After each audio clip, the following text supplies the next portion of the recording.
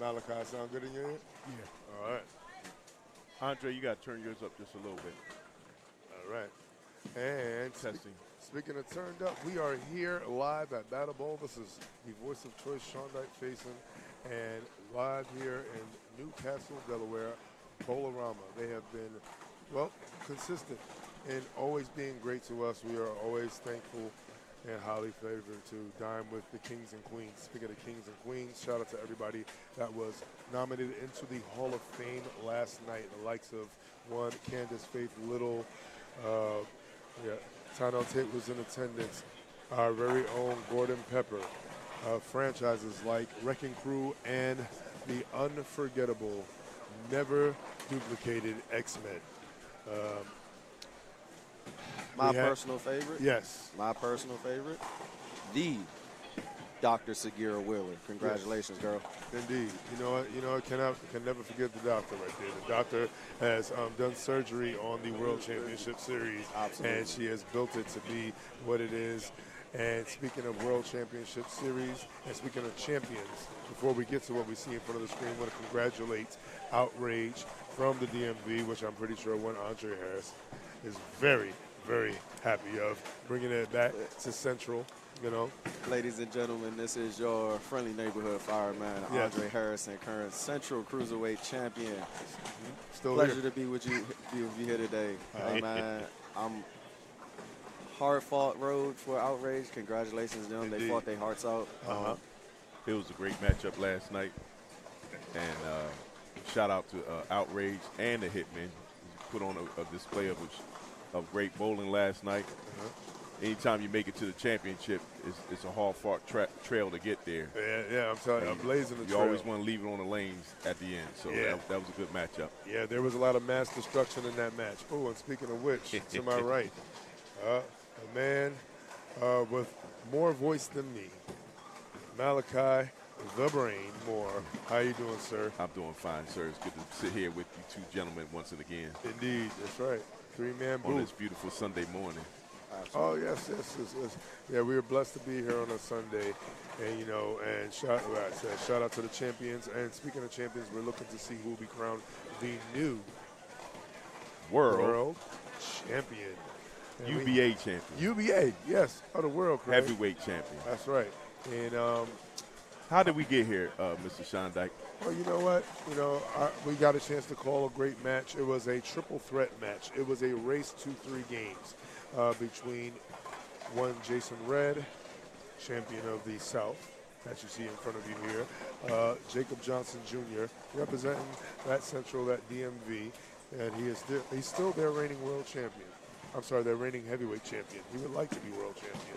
And for the North, we have still reigning. Unfortunately, he will not be competing in this, but one Ducky Russell, you know, pretty much known in this area. He's always been a hitter. They're all hitters in their own right, but you know what? Hitters hit, and then sometimes one remains standing, and the last man standing in that affair is one Jason Red. And he was slow but steady with his bowling ball. But he won the race. Yes, he did. He walked down the hill that time. Yeah, well, you know what? Well, hopefully his knees are still in walking and running fashion because he has to deal with a man who's going to try to hit him like a freight train. And that is one Atlantic City Express's own Keith by God Perry. Yes, he is. He's from the New Jersey South Division, outstanding champion. Prior to this match, he went over to Mr. Red. Mr. Red, with his nice smile, and said to Mr. Red, he said, "I'm going to destroy you." So we're going to see if Mr. Spray and Pray can actually follow up with what he said he's going to do. Spray and pray on a Sunday. We're expecting a great matchup today between these two outstanding gentlemen. Yes. And at this point, the only thing that can happen now is they're going to have to let their balls do the talking. That's right. So while these gentlemen are getting their practice in, this is the last day of Battle Bowl 16. Let's recap. Thursday, pre-Elite 8. Yes. Pound for pound wrecking crew. Outrage, Nation of Domination. Striking results in Rogue. Hitmen, disorderly conduct. Shout out to Rogue. Shout out to Rogue. They are now the home of one Nick Ferrone, who is now the winner and recipient of the Storm contract. An amazing performance against one Stu Williams. Stu yes, Williams, the pro. PBA Stu Williams. Unless you're Anthony Simonson, PBA bowlers don't fare well here, but we welcome all the competition. Hey, Stu may take offense to that. Stu bowled an excellent match. Stu has had a great showing, and me personally, I'm not good enough to compete with those guys, but I absolutely appreciate those guys coming here showing us what they can do. Fortunately, we've had a couple guys that really showed that, hey, at least on house, I could stand up to the challenge. A couple people won a couple of these contracts. We are absolutely honored to have these guys continue to come and support the UBA. This time, we had one of our guys win the contract. Congratulations. That was a great matchup. Can't take that for granted. Not at all. What else in the recap in terms of the Elite Eight? Hitman take down disorderly conduct. Great match, a lot of noise. Striking results gets past Rogue. Outrage with the only 40 piece of the weekend over Nation of Domination. Nuggets. All right, y'all leave Nation Domination alone. They got dominated. They got dominated. And the Wrecking Crew, led by the absolutely fine and wonderful lady, Danielle. That's right. What up, got Miranda? past pound for pound. Jib Lanes, baby. Jib Lanes. And you know what? All of that boiled down to, like we said, Outrage versus Hitman, 21-19. It doesn't get no more intense than that. Yeah, that's close. Grace Marsh with another accolade, under his notch. He's had brawl wins. He's currently at four titles here in the UBA. Winners win, and even though he may not be Bill Cron, he is himself a class act. And look forward to seeing what happens in the future. I would say sky remains to be the limit for him and his organization. I'm sure everyone will look forward to potentially taking down either Outrage or whoever else has been up there, such as Murder Inc. and SBC, just to name only two. And DGF and great organizations such as that. And any organization looking to come and form and reform and reshape the UBA, come on down. There's plenty of room for you. Shout out to the Midwest as well. Michigan and Ohio in the mix. Shout out to Texas. It was great to see Mailman a little bit. Leaving the big north and going down south and being big personalities in the already big Texas area. Go ahead, Andre. Shamelessly plug here again. DMV over everybody.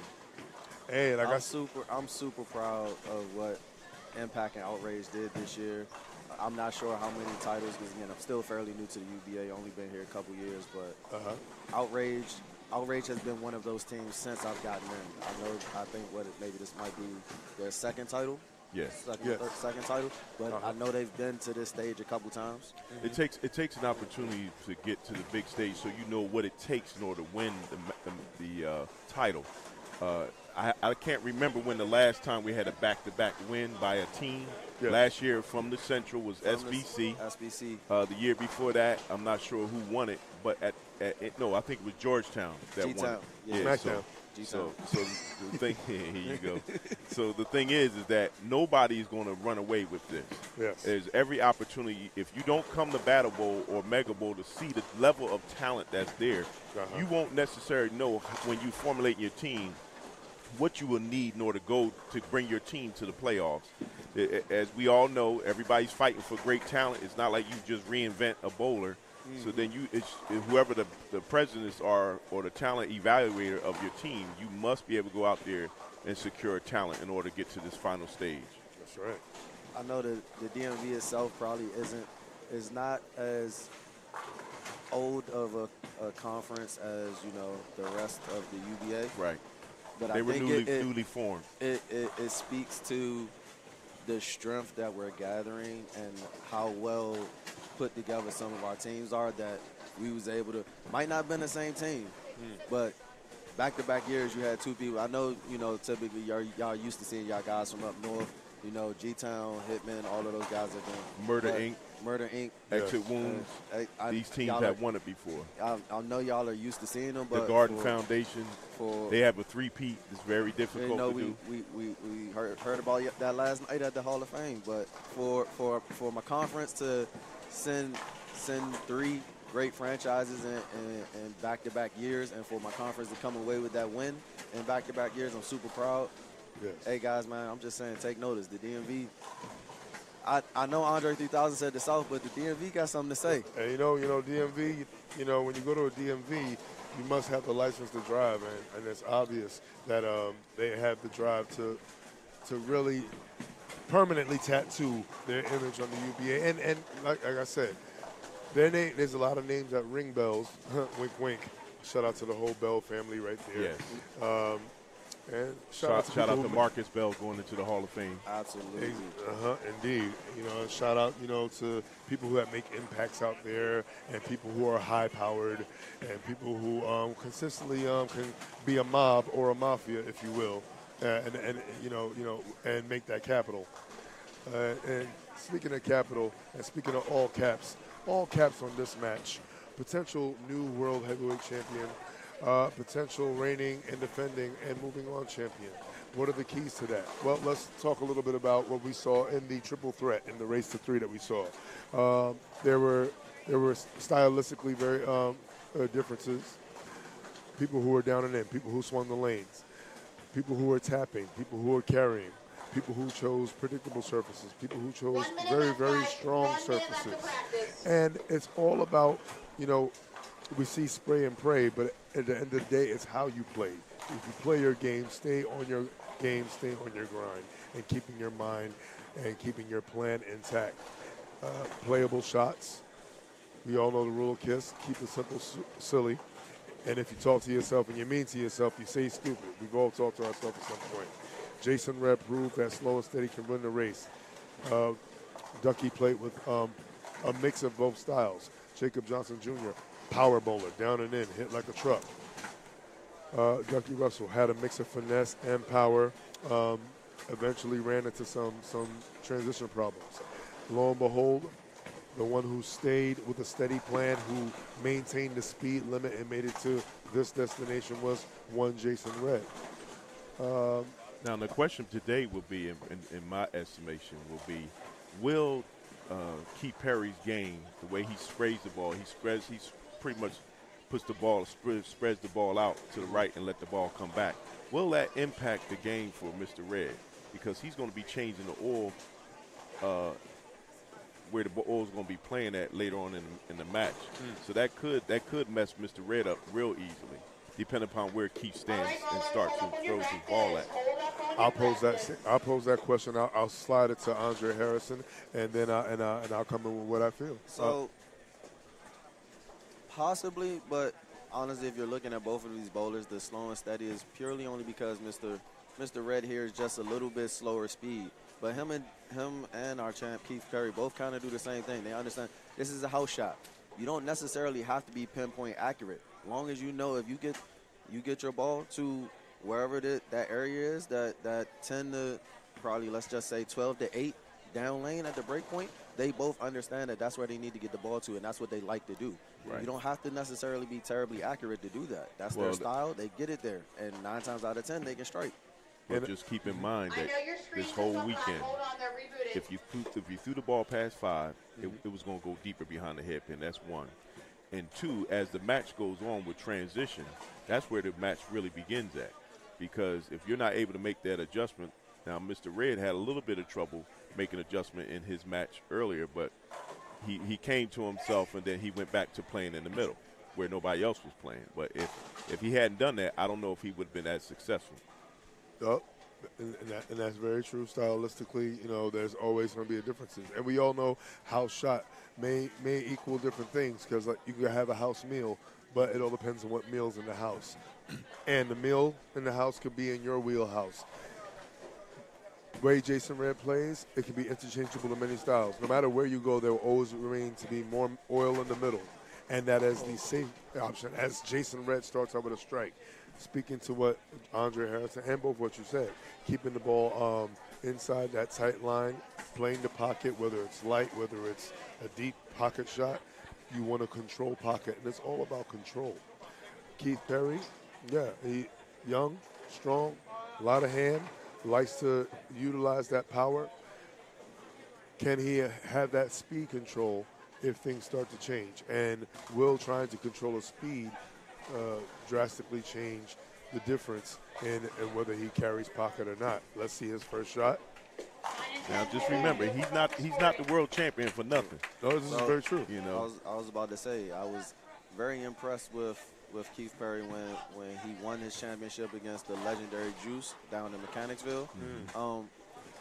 Mechanicsville, different bowling alley, a lot more friction, but the conditions were a little bit the same. They were kind of squirrely, where that speed control did come in, but his style worked for him. He does a very great job of, hey, I need to get the ball here.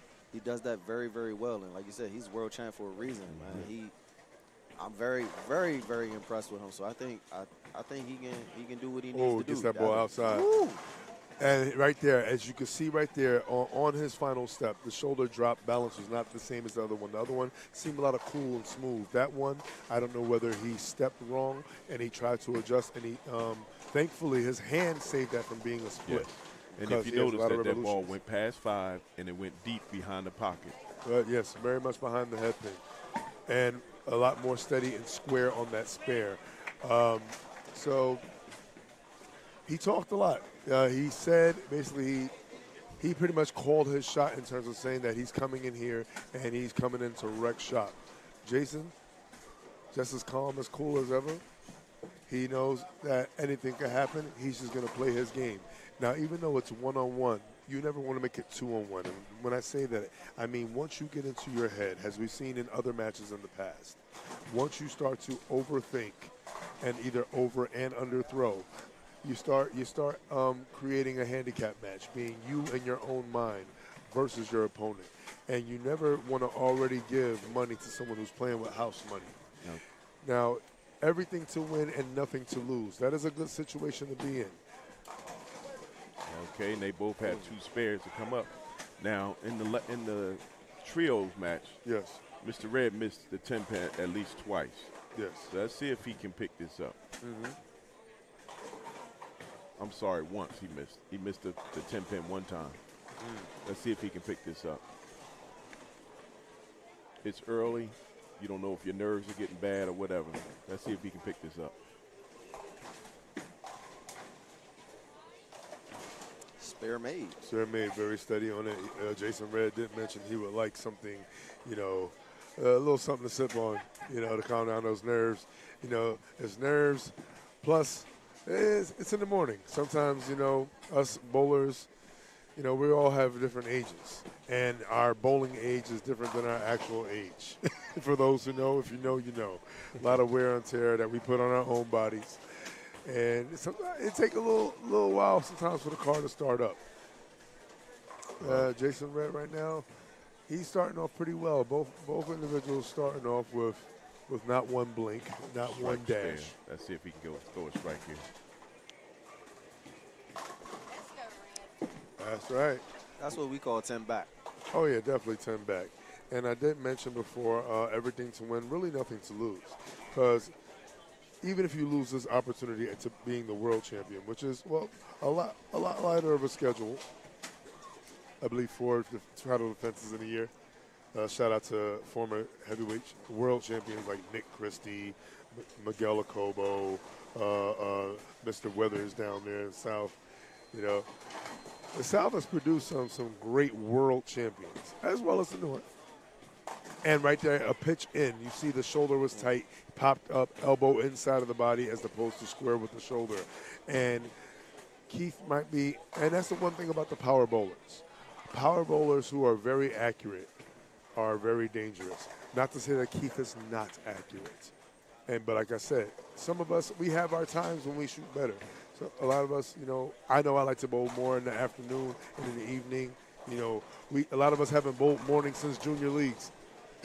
But it just doesn't seem like to me that He didn't take as many shots like Mr. Red did in terms of loosening up in the early part of practice. True. So sometimes, that's a self inflicted wound. Yeah. At this point, let's see if he can loosen up a little bit and put a few strikes together. He at least needs to start putting a string of strikes together because Mr. Red will run away from you like he did in the first game in the trios. That's true. And put series of strikes together. And it's good to get. This is what we call the jabbing, the feeling out process. This is a marathon, not a sprint. And if I didn't make mention to it before, great shot there by Keith Perry, statement shot to say, hey, don't get it twisted, I'm still here. Speaking of here, we are here witnessing this. And if I didn't make mention of it before, this is a best of 7 contest, meaning the first individual to make it to 4 games. So it is not about, well, it's always about who wins. But the first game, it's all in the road to get to that. It could go to game 7. We've seen sweeps happen. It is not total pinfall. It's all about getting one more than your opponent. One win at a time. One win at a time. It could be just by 1 pin each time. Oh, he loved that one. Oh, yeah, he did love that. Right now, he's flowing right there. He loved that one. Yeah. That is more emotion than we saw yesterday. Yeah, I think Sade's in his playlist. He's looking like a smooth operator up there. And speaking of operating, how this also operates and how this also works. If by chance there are ties at the end of the game, there will be a 9th and 10th frame roll-off to determine the winner of said game. Loser does pay lineage, and it is, something that you don't want to do, but you're here putting all bets on the table because you want to walk out with the big gold, big strap, big time. And even though his name is Red, he's keeping that green light on, and he's trying to go quick and go strong and go there and go back on the road with the World Championship. Let's see if Red can throw 3 strikes in a row. I can't keep getting away with this. Okay, he does. Mr. Red out with 3 strikes in a row. And Mr. Perry put a little bit of pressure on the world champ. He has to at least throw a strike here, and the next one just to get back in the conversation. He's not out of the match by far. It's early. That's right. But he needs to start throwing strikes instead of spares. I feel you on that. And that can affect you in the match. That's right. You see your partner throwing strikes and you throwing spares. It can affect how you feel. That's true. Mr. Harrison, being a champion yourself, going into your title defenses and even going into potentially acquiring titles, great shot right there. What is your mindset, going into these matches? You know more than anyone, that, just like us, we've been in championship situations too. Best of 7. What's your mindset going into it? Don't let the moment be too big. It's always one shot, one frame. At the end of the day, yes, you want to win games, but you got to win the frame. When you bring it down to the simplest one, win the frame. If you strike, your opponent doesn't, you win the frame. You win more frames than your opponent, you win the game. Exactly. And that's how you got to do it. So you think about best ball every time. Yep, best ball every time. That's a little out there. That might make it. Oh. That was very wide. That was fast. It came back, but it deflected. It made contact with the pocket, but not fluid. Didn't get through. And the 7 and the 10 show up and rear its ugly head. Now he has the power to potentially kick out and make something ricochet. The probability is low, but let's see what happens. And he's just going to play it safe and just get the 1. 1 is 2 in that situation. Yeah. Well, that's a big blow to his first game. If anything, I would maybe begin at this point. You have to figure out information now to get ready for the next game. If Mr. Red throws another strike here, it'll put him out maybe about 50 pins. But at that point, you want to make sure that you're at least giving yourself, as a world champion, an opportunity to gather information. Definitely agree with that. Yeah, by gathering information, Andre, you want to give a little context on that? It's more so, honestly, just looking at what's going on. Keith Perry, on that right lane, he's got a couple shots wide.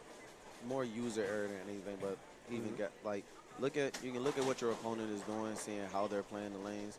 Maybe you can see, all right, hey, their ball is getting to this point. This is where it's reading. This is where it's not reading from. But like you can see that shot right there. All right, cool. That was just a touch to the right where he would normally place that. He wraps a 10 pin. So it's like, all right, I could use that and try to not necessarily adjust if I need to, but I understand this is the area that needs to be played just to have a safe shot, and you go from there. Just Keith Perry, just two errant shots, so he cleans that up. He gets himself right back in the match. Now, I'm going to say this here. One of the things that I'm watching already is that when you spray the ball, you may be an area bowler. So in this case, you still have to keep your ball from going out past 5. It seemed like every time Keith Perry was going past 5, he either had a spare or he had that split. He can't continue to do that and think that he's going to be able to beat Mr. Red. Mr. Red is playing all his shots are around 7 or 8, and he's going right into the pocket. You know, and to speak to the point that you made about collecting information. So for those who are watching, like, hey, what do you mean collecting information? What are you talking about? So marathon, not a sprint. Losing game 1 doesn't mean you lose it all. I say experiment with everything in the bag, see what feels good. Yes. You don't even have to necessarily try to win the first one. And you know what? That right there is telling. Now, Perry and Red, for the most part, are playing from the inside. They both almost left 7-10s. Well, Keith Perry did. He almost did. So Keith Perry can experiment, you know, with something different. There's nothing wrong with getting a different look. I call those situational discoveries. You know, you got to sometimes look to discover something for a potential situation that may happen. What is not happening is any open frames for one Jason Red. We have one unfortunate open for Keith Perry. Now, the one thing that could have a paradigm shift, as I love to say, is that Perry, I did a hybrid with his first and last name, that Perry starts to string and Jason continues to tap. Right. Mathematically, that changes things. Perry's not shaking. He's going to spray. He's going to pray. Let's see if he get a strike here. And let's see if he plays. And it kind of makes a little James Brown spin, if you will, with that 5-pin. That 5-pin still drops. And he's trying to let you know that this is indeed this man's world. This next ball for Keith Perry is just as important. Just like he threw a strike there, he has to throw a strike on this pair too. And if Mr. Red throws a spare or throws a split, he's back in the match. Take a look at Keith Perry setting up. Currently, he's only 24 pins down, sticks down. He likes that. There's a reason he liked that. If you look closely at the bottom of that, he got every bit of that. Totally square, straight line with his body. He was extremely confident. He knew off of his hand that it was going to hit something, and it hit a lot of something. It hit 10 things, 10 pins down on one shot. All right, now let's see if Mr. Red can make some type of adjustment and not throw a spare. Now, I know in terms of styles, in terms of bowling, what you like. You like keeping the ball and not going outside of 5. Right. So that's something that we know about you. Stylistically, and this is what we talked about, stylistically. What do you see? What do you forecast potentially? Both individuals. I'll start with Mr. Harrison out, and I'll give that to you also, Malachi Moore. Stylistically, what do you see potentially down the line could happen, and what can be created, and what situation can be created? So you already see it. 20 is actually, that right lane is actually pushing a little bit more than 19. So just squaring it off like you saw on Keith Perry's last shot, just making sure you keep that ball a little bit more in front of you on that right lane. But Mr. Red picks up the 10 pin. That's at the moment. That's kind of what I see, and that's the transition. That's going to be the adjustment. But honestly, if you watch the scores and everything at Battle Bowl this weekend, that's kind of been the adjustment. You're right. Things start out kind of hooking, and then things start to. The transition is where the lane actually starts. The pattern it appears to get a little bit stretched a little bit. You got to square up, keep it in front of you a little bit more. Then the breakdown happens, and they start flying again. Right, and same question to you, Malachi. What do you see could be created in terms of potential transition situations as we go deep into the match? What I'm looking to see is... He took that trip outside of 5 that Malachi talked about. That's right. And unfortunately, that's another spare for Mr. Red. Now, if Keith Perry goes out with strikes, he can make it he can make it tougher for Mr. Red in terms of being able to win the match. The question can be, can Keith Perry finish the shot? In reference to what I'm expecting to see later on in the match, I'm looking to see how Keith Perry's style affects the bowling ball for Mr. Red. And Mr. Red once again picks up that 10-pin. Slow but steady. Can win a race. Yes. Now, what we are definitely seeing, and if Keith Perry does find a way to come back and win game one, it makes a major statement. And it's the signs of a good conductor. Even though you leave the station a little late, you still find a way to arrive on time. Let's see if the train keeps rolling here. This first ball is crucial for him to strike. Indeed, especially for game one. He likes that one off the hand. He kept it inside. He didn't go outside 5 to a strike. He knows he's keeping his speed up as well. Oh, well, one thing you're never going to see Keith Perry lack for is speed. Yeah, the speed is there, right around that 15, 16 miles an hour range. A lot of revolutions. Very firm, strong at the bottom of the ball. You see how his revolutions, and you see his hand position.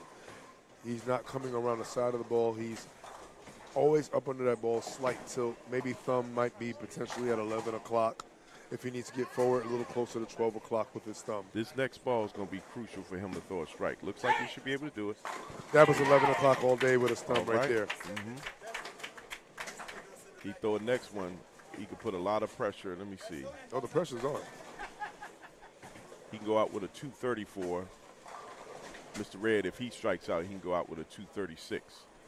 But you have to actually no, 226. 226? Yes. Yes, you're right. Keith Perry throw this strike here is a wrap. He might have got blinded by all those strikes and all that, all the smoke from all the bombs. Well, this is the reason why he's the heavyweight champion. That's right. The world heavyweight champion. Oh, that's a little outside. He got it. And nope, that was outside. Right, a little bit behind the head pin. Yes, a lot of impact. Now this brings out a lot of drama because Mr. Red now has to throw a strike all three. He needs to double just to get to get into the final ball. And we could see a tie depending on what happens if he doubles and goes 7. I can't see that, but I understand what you're saying. He needs to strike. He's been throwing 1, 2, 3, 4. Last 4 balls, he's been playing no tack. Keith Perry picks up his spare. He goes out with a 223. Yeah. And we already got drama in game 1. Now, potential to win. The opportunity is there. It is not an easy opportunity because, yes, you have to throw the first 2 strikes in order to get there. So now, nerves. Go ahead. Gentlemen, whoever wants to grab it first. Nerves on this, even though it's game 1, yes or no? No, you just have to throw your ball where you've been throwing it and where you've had success and don't go past 5. Andre, nerves? We champions. What we nervous for? Huh, I like that. This is what it's done. This is what it's all about. You got a range 10 pin. And Ray say that ball. He didn't throw it like he normally does. He threw that ball out a little bit more. It went a little bit deeper and left the range 10 pin. Yes, and I saw what he wanted to do. He wanted to create that a little more shape. He wanted to give a little more something, and it snapped back hard. And that one hit harder than some of the shots he's thrown in the past 3 frames. That's why I mentioned the no tap. In this house, you definitely have to hit the pocket accordingly. Yes. Yeah. So Keith Perry won the first game with 223. Now it's just a matter of what Mr. Red throws his final ball at. If it was me, I'll be looking like he just did. He's picking up the phase 2, and he's looking to see what that's going to do on the lanes. Indeed.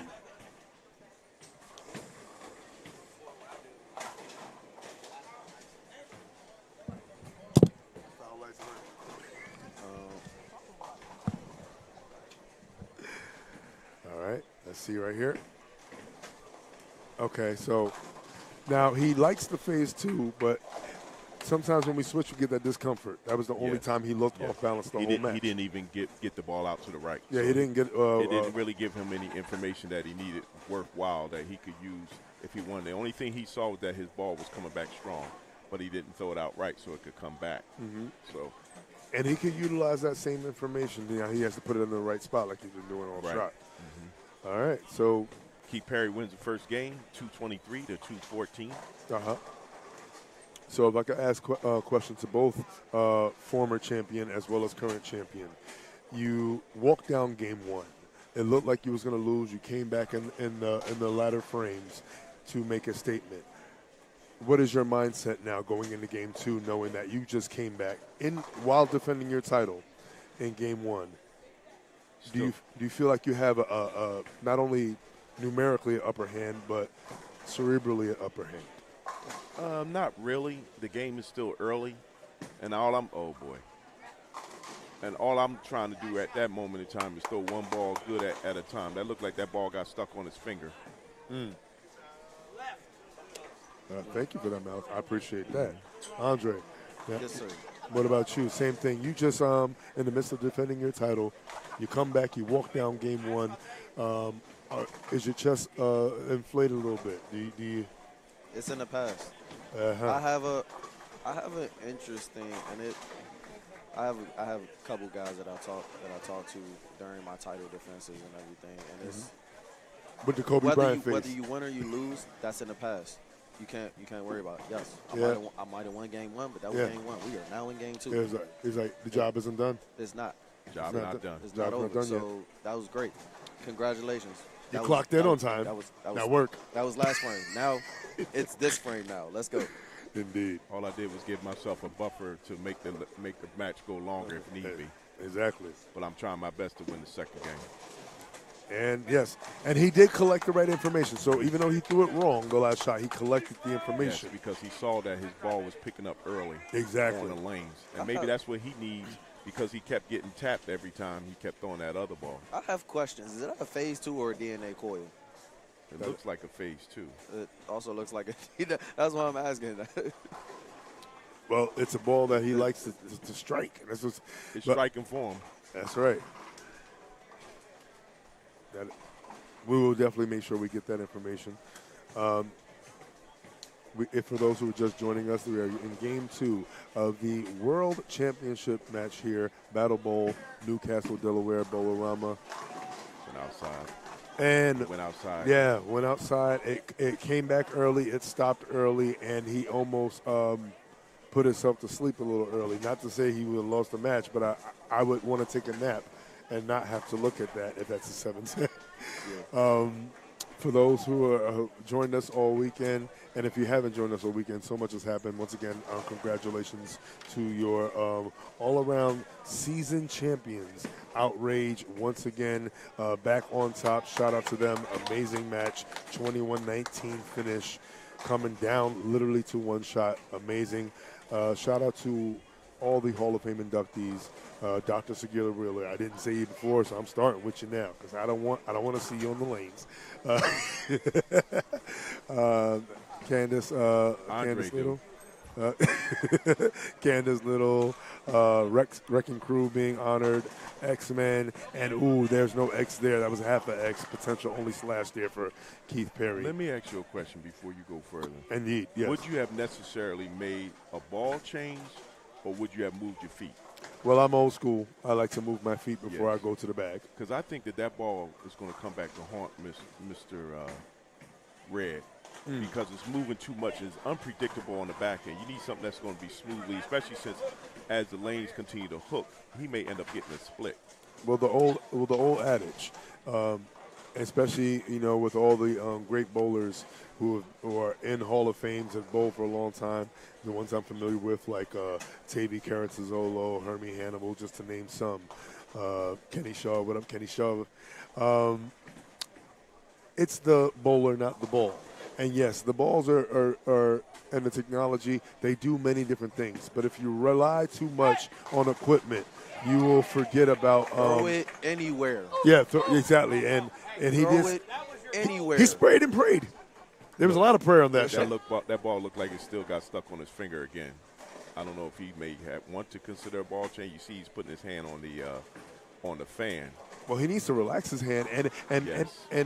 give us a little insight. Well, to give more insight on why you may use the fan. We're bowling in the summertime. You're battling coming in from outside. Your thumb swells up. This is why they now have changeable thumbs, talking about the new technology in bowling. that changes how you feel. Because sweat, you know, a little bit of moisture along with, you know, your thumb, you get the grip that you don't want. He did want that shot. He liked that shot a lot. Now, did you see what he did? He moved more left, Exactly. and then he threw back right, but he got it out a little bit more to the right, let the ball walk back into the pocket. And he did that on the left lane. And one thing that I always like to say, and Andre Harrison can attest to this, you're more of a down and in bowler. No, I can swing the ball, too. Oh, well, we know. You Yeah, have that's many what I did talents. against you. You know. Oh, yeah, you did that against me. I'll be seeing you soon. Okay, thank you, sir. That's right. But to mention, yes, he did make that move left. He made that move left on the left lane. That is the freer lane. Looking, see right there, ball return, it forces you to square up a little more. And it tightens you up, and it kind of alters the backswing. Because now as you walk tighter, you try to minimize everything you do, and you cannot maximize like you do on the lane in which you are freer. We saw that in Nick Verone versus one Stu Williams. On the left lane, he was very free, but to show his skill set, he did say, and I quote, "I'm going to box everything in." You have to minimize your view of the lane in a tighter lane. If you're on a lane where you're tighter, tighten it up, fluff it up, and F it up. Well, let's Here put we it this go. way. Here we go. Mr. Red actually did pick up that 10-pin. We can't take it for granted in this match that Yes. somebody's going to pick up a 10-pin because, as you know, people have missed the 7 or the 10-pin This is true. in matches. So let's see if Mr. Perry can back it up with another strike here. That's a much better ball. Strike. Yeah. He still has to get that balance, though. Now he's throwing him like he needs them, which is a good and a bad thing. You know, Red is flowing and throwing. We watched that. Even though he won the first game and it took him a while to win games, in the end, who won 2 when he needed it? But remember, he won the first game. He won the first game. Keith Perry won the first game here. And Keith Perry, if he throws another strike, can have a turkey.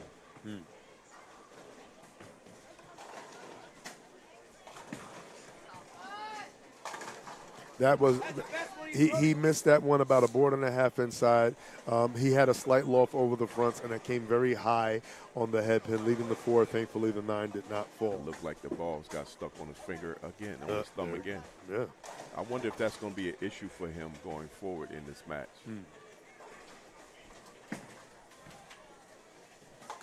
Now, to both of you gentlemen, I'll start to my left and I'll work my way to my right. Thumb issues, grip issues, any issues other than, finding a line. It could be approach, anything. How frustrating can that be as a bowler? This is why, if it's possible, I'm gonna go 200. That way I ain't gotta worry about a thumb. Well, unless you're people like Dejan Bush-Smith, who's one of the few that does put his thumb in the ball while throwing two-handed. I don't know how he does it. I don't know either. There you go. And same thing for you, Malachi Moore. When you go through issues like whether it may be slide or grip or anything, or even something that may be nagging like a knee. Like I said, bowling years different than your actual age. That's got to be frustrating. Well, one of the things that, in reference to the thumb, may be taking deep breaths because you want to be able to slow your blood pressure down. You might want to, I don't know, people may not know about this, but you can drink watermelon juice that'll also bring your blood pressure down. Watermelon. Your fingers are fattening up. So what you want to do, you want to make sure that you try to get. Oh, he missed inside. He crossed over. Anywhere. He went Jersey on it. Yeah, he went. For the record, I don't care what you say. I'm from New York. He went Jersey. Yes, he did. He went Jersey. We love Brooklyn. Now, he did drop that ball. Oh, yeah. But the ball helped him out there. Drop. Man, New Yorkers make me sick. You know what? You disgust me. And you know what I got to say to you? Thank you for your service. Let's see if Keith Perry can get back on his strike game. All right, ball came out good out of his hand. And He throws a split. Now, he did throw a split in the first game. Yes. And he came back to win it. But it looks like Mr. Red has found his strike game with the second ball. The question becomes, can he finish it out? So You don't give Keith Perry another opportunity to come back and catch you. I just want to point out, I don't want no problem with New York. I know y'all are like the kings of the UBA. You know, y'all invented the culture and all that other. Look, I want no problems. It was just jokes. it was just jokes, okay? Yo, did you see him smiling before just then? I don't know. It's just jokes, baby. Oh, man. Andre Harrison is a good guy. Always been a good guy. And I want to talk about that shot, that Greek church that was just left by Keith Perry. If you're able to go back and replay and look at it, which you are, thank you for whatever screens you may be watching it on. Look at his finish. As he came out that ball, and as Malachi has been pointing out, once your grip starts getting there, it throws your balance off. If the right foot goes out a little more and you're unbalanced, guess what? You lean to the right, you pull to the left. And he looked at it, and he was praying on the way down, but it bit. And it bit when he did not want it to bite. It was time for Sunday service. Oh. Bringing 10-pin. Uh-huh. And amen to that, Mr. Harrison. That's right. So now, and right now, spraying and praying, and little by little, he's paying with each shot, tithes and offerings, and he may be offering up his world championship, as that sacrifice. It's a little early to say that, sir. It was always early to say it. He's up 1-0. It's not like he's garbage. Well, I mean, garbage. But yeah, and honestly, from a competitive standpoint, especially the way things are looking now with the mistakes that are being made, it's a thankful win because you never want to have the opportunity and not take game one and then to lose game two. He earned game one. Now, he's not necessarily getting beat. This game, he's losing. He's losing because of things that may not be within his control or maybe that he's not looking to rectify. Yes, he has the fan. He may need to work on the slide of his thumb. Right now, Red is doing what he did similar to the triple threat match. First game. He's just playing the game. And my bowlers that have been around for a long time, if you know, you know. Play the game. Play the pocket. Yes, strikes are good. Do I need them? No. I just need to keep making good shots. Hey, it's all about the game and how you play it. The only difference between this game and this first game is that Mr. Perry had – okay, he picked that 10-pin. I had to be quiet. Mr. Perry had it open earlier in the game. Now we're on the other side of 6. He did get it in the 6th frame, but he's going to have to strike out like he did the last time. Yeah. You're right. And Andre Harrison mentioned to be being Triple H. Now, one thing he's known to swing a sledgehammer. He doesn't always hit with that sledgehammer. Should Keith Perry, from a metaphorical standpoint, focus on maybe more of the chain wrestling and applying pressure to the pocket as opposed to trying to destroy it? Now, this ball here that Red throws, if he doesn't throw a strike and he leaves a spare, uh-oh. Well, look at that. What did I just say? Anything can happen. Oh, right? Anything can happen. And Keith Perry was only down by 18 sticks. Mathematically, what does that do now? Now it swings the momentum back towards Keith Perry. If Keith Perry throws a strike here and throws another strike, he throws a strike here, he'll only be down by, 6 pins? If he puts 6 or 7 pins? In retrospect. But then he'll have a strike in his pocket. This is the worst time to get a split. You're right. Now, the question is, should Keith Perry, because that ball keeps getting stuck on his thumb, should he even consider you picking up a different ball, or should he just try to work through it? That's the worst time to have a split, though. What are your thoughts on that? So, if he's having thumb issues, picking up a ball, picking up a different ball, you can probably go to something that feels a little bit better just so you don't have that issue. I think more so we were looking at a lot of user error, but also we are clearly seeing a lanes transition. So a ball change is probably in order. Comes back with a strike. That's the strike with the ball change. You can see we already said 20 was transitioning faster than 19, except there was more push on 20. 19 appears to be hooking just a little bit more. He went to that Venom shot, little smoother, a little cleaner than that RST that he was throwing. That's a beautiful ball. If you watched his last title defense, those Venoms, he can get dangerous when he picks those up. Yeah, that's right. Let's see if he throw another strike and put even more pressure on Red. He pitched it inside again. Oh. He pitched it inside again. He didn't get it out to the Yeah, right. you can see right there, the elbow was in front of his body. Yes, He pitched it inside. Yeah, he pulled that ball. The Venom Shock is not an overly aggressive ball. All he had to do is get the ball out. Exactly, but that speaks to what I've been saying as your feel with the left lane as opposed to the right lane. Once the ball return is there, usually for me the adjustment is to turn my feet and shoulders a little more to ensure that I get the ball out, knowing that it is tighter on that lane for you in terms of how much breathing room you have. There's a lot of breathing room when you're a righty on the left. You can finish free. Notice that everybody's finish as a righty has been freer because there's no worries about kicking anything. You're walking different, and for those who don't notice, you kind of have a last-minute drift on the left lane because there's nothing to really think about. All right, let's see if Jason Red can actually capitalize on the mistake by Keith Perry.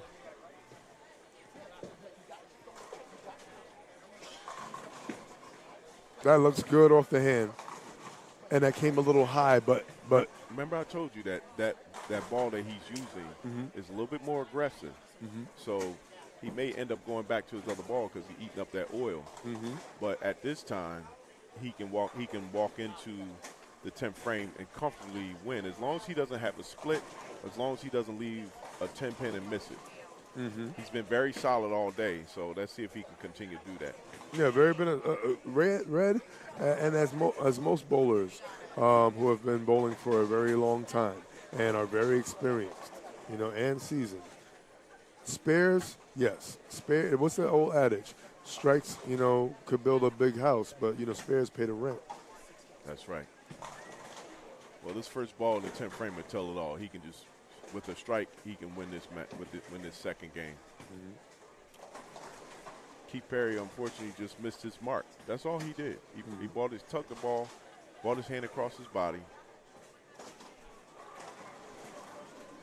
Who knows what he could have done differently.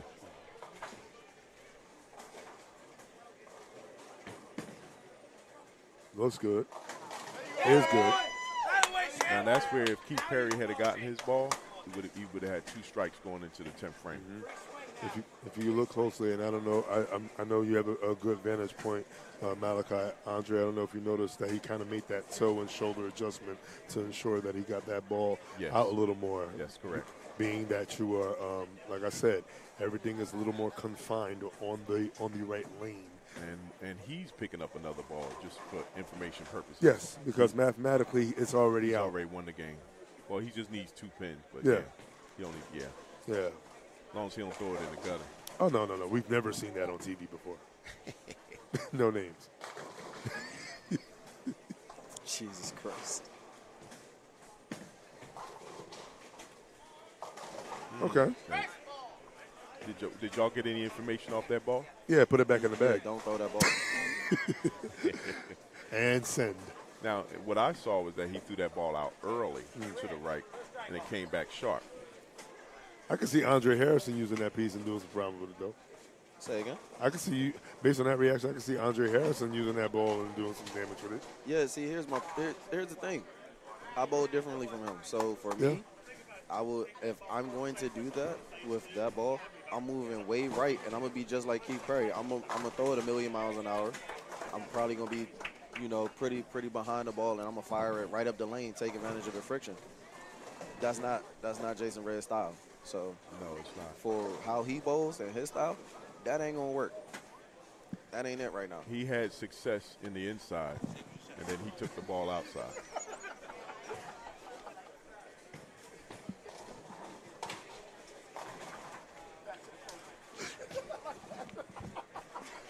All right, now he has the pink Venom. That's another ball that I like in this match. That's the ball that won him the world title. Okay. So he's bringing out the two matches. The two matches he won with the Venom Shock and the pink Venom. So that's a good ball selection. I've seen Keith Perry in previous matches. I know he likes the OG Venom Shock, but in his match against Juice, where he won the world title, he exclusively threw that pink Venom. Okay. The Hyper Venom, it is called. And this is the second time we've seen this pulled out. 3 strikes in a row in the 10th frame. Yeah, and behind us is one Ducky Russell who did whip out this piece earlier yesterday, and it was the right move in terms of surface. But let's see if, unfortunately for Ducky, he didn't make the right moves on the lanes with it. Let's see if Keith Perry can rectify that, especially for the bowlers out in Bowler Old Deptford. Second game is won by Jason Red, 195. Keith Perry, 187. Match is tied 1-1. Is the first to 4 to win. 4 wins. Best of 7. All right. Totals does not matter. That's right. Doesn't matter. It doesn't matter how many pins you win by. As long as it's one. Just throw the rock. Game. That's right. I've seen people throw a 300 and lose a match. For those who are wondering, for all bets and everything, to wonder exactly how things worked out, can you give us one more recap of the breakdown of the Elite Eight boiling down to the champions outrage over the weekend? Over the weekend, we had in your pre-Elite Eight, pound for pound versus Wrecking Crew. Wrecking Crew wrecked stuff and went on to face Impact. Outrage Bowl Nation of Domination and Outrage won. Went on to bowl Murder Inc. Striking results, won over Rogue. They went on to bowl Mock Nation. Hitman over Disorderly Conduct went on to bowl G-Town. Hitman then proceeded to take down G-Town. Smackdown. Woo-wee. That's true. Mob Nation moved on over striking results in the second round. Outrage took down Murder Inc. in a very good match, and Impact won over Wrecking Crew. Impact then proceeded to have an outrageous loss against Outrage. Mop Nation lost to Hitman, and your grand finals. Hitman. Yes. Outrage. Yes. Decided by 6 pins. Outrage are your Wilder Cup champions at Battle Bowl 16. And pretty much see you next season. See you next season. Yes, sir. But we are here, and we are watching both Jason Red, who is the current reigning and defending Southeast Heavyweight Champion, against the reigning and defending World Champion of the UBA, Keith Perry, who is now looking a little scary with that switch to the pink venom. And I told you something. I feel like what happened was, and everybody has this ball and everyone has these moments where they just kind of say, screw it, I'm going to Old Faithful. yeah, sometimes you got to go to that bottom piece, man. Yeah, you got to know what ball to use, especially on this type of pattern. Right now, Keith Perry opened up with a double. Let's see if Mr. Jason Red can match him. You cannot afford to fall behind, especially when the match is tied 1-1. Just like the beginning, 0-0. Yeah. So yeah, we're back at 0 for the most part. And Jason Red matches with a double there. Now he needs to try to put another strike together. He doesn't need that ring and 10 pin. This is not no tap. No, it's not. And you don't want to have to keep picking up 10 pins. I don't know about you, Andre or Sean Dyke, but I don't want to get I don't want to see a 10 pin. I'd rather see any other pin except for that 10 pin. It can piss you off a bit. Let's just give it a buck. Just it can make it very frustrating. Hey, man. I mean, I would like a lot of 10s in my pocket, not a lot of 10 pins on my lane. hey, you know what? I can agree with that right there. Let's see if Mr. Red can throw another strike here. Take a little walk outside. Left that ring 10 pin. Oh, yeah. Now that time he got the ball out past 5. Did you see that? Yes. Ball came back, went deep behind the hairpin, left the ring 10 pin. Say his name and he appears. That's right. I'm not prophetic. I quit. I quit. Sub. Where is Gordon? Why do y'all leave us unsupervised? All right, let's see if Mr. Oh, Red wait a picked minute. it up. He got it. No, he Jesus doesn't. No, he Christ. does not. No, he does not. And that was, and then let me tell you something about that 10-pin shot. And he knew it off of his hand. Yes, he did. That He is dropped the that ball, though. He dropped the ball, dropped the the ball. shoulder, elbow was in, hand was out. That is the first time.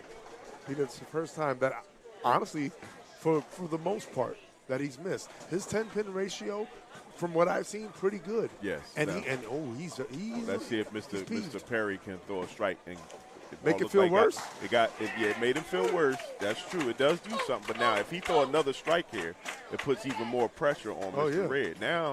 Now you begin to see what a bowler's made of. We saw what Mr. Perry was made of in the first game when he had a split or he had an open.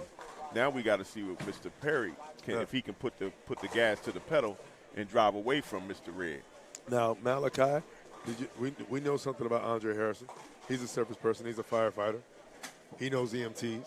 That shot right there is a CPR situation. He just breathed life into Keith Perry with that shot. Well, Keith Perry was already on life, wasn't on life support. But then he had, but he can afford to do that. He can afford to do that. But once you get that ball past 5, I don't care who you are, Keith Perry or Mr. Jason Red, the ball's gonna go deep behind that head, man. That is a bucket of chicken, and that's what right happened there. Exactly. That's right. It's a bucket of chicken right there, man. Wings, breast, thighs, legs. All I love. That's right, especially here at Battle Bowl. But anyway, here we go. And he takes fair made. Keith Perry picks up the 4 count. Keith Perry doesn't have. He's working pretty good off of that. Now, off of what he did the first 3 frames, he was able to capitalize on it. Now, yes, with Mr. Jason Red, he can still get back in it, but he's going to have to do like Keith Perry did. He's got to throw a string of strikes in a row. He cannot have a ring 10-pin. This next ball is going to be crucial for him getting back in the match. Yes. Let's see what he does. He went back out there again. But the ball came back evenly to the pocket. He didn't get past 5, but he was close to it. And he's getting the ball down early, so he knows what he wants to do in terms of pocket control. That's right. Potential 267 finish for Jason Red. Potential 276 finish for the reigning defending champion. So mathematically, what that 6 count did for Keith Perry, it brings him down a bit. Doesn't bring him down as much as a missed 10-pin, but right now he's down by 19 sticks. Exactly. But if he throws a double here, he could change the narrative.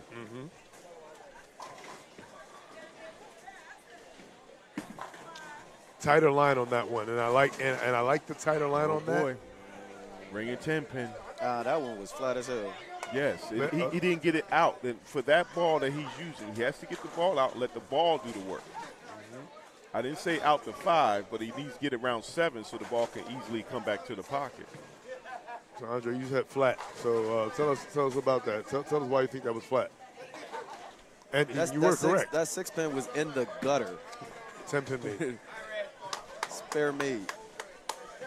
That 6-pin dropped right in the gutter. Yes, it kind of wiggled like it wanted to kind of top out, but that 6-pin was right in the gutter. Like, he said, not today. Now, suggestion.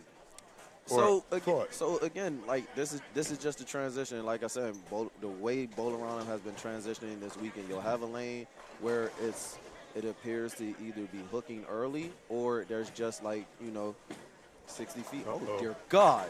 I saw a 4-9. I saw a 4-9. Lucky to only leave one of them. Yeah, the ball came up a little bit high on that hairpin. He missed inside his target. He looked inside. He got out of trouble. But that lane 20, it was pushing at first. You could see them their ball. It was skidding, and then it was kind of snapping towards the pocket. Now, no! That ball stuck on his hand. Did you see that? The ball keeps getting stuck on his hand. I'm telling you, man. I listen. I don't know how much of a patriot he was, but that was an American flag. Yeah. Attention all Battle Bowl Texas bowlers, just a reminder, rub doubles is game 2, number 2, that is what's written on the sheet, winner take all is game number 3, again, rub doubles game 2, thank you. Thank you, Gordon.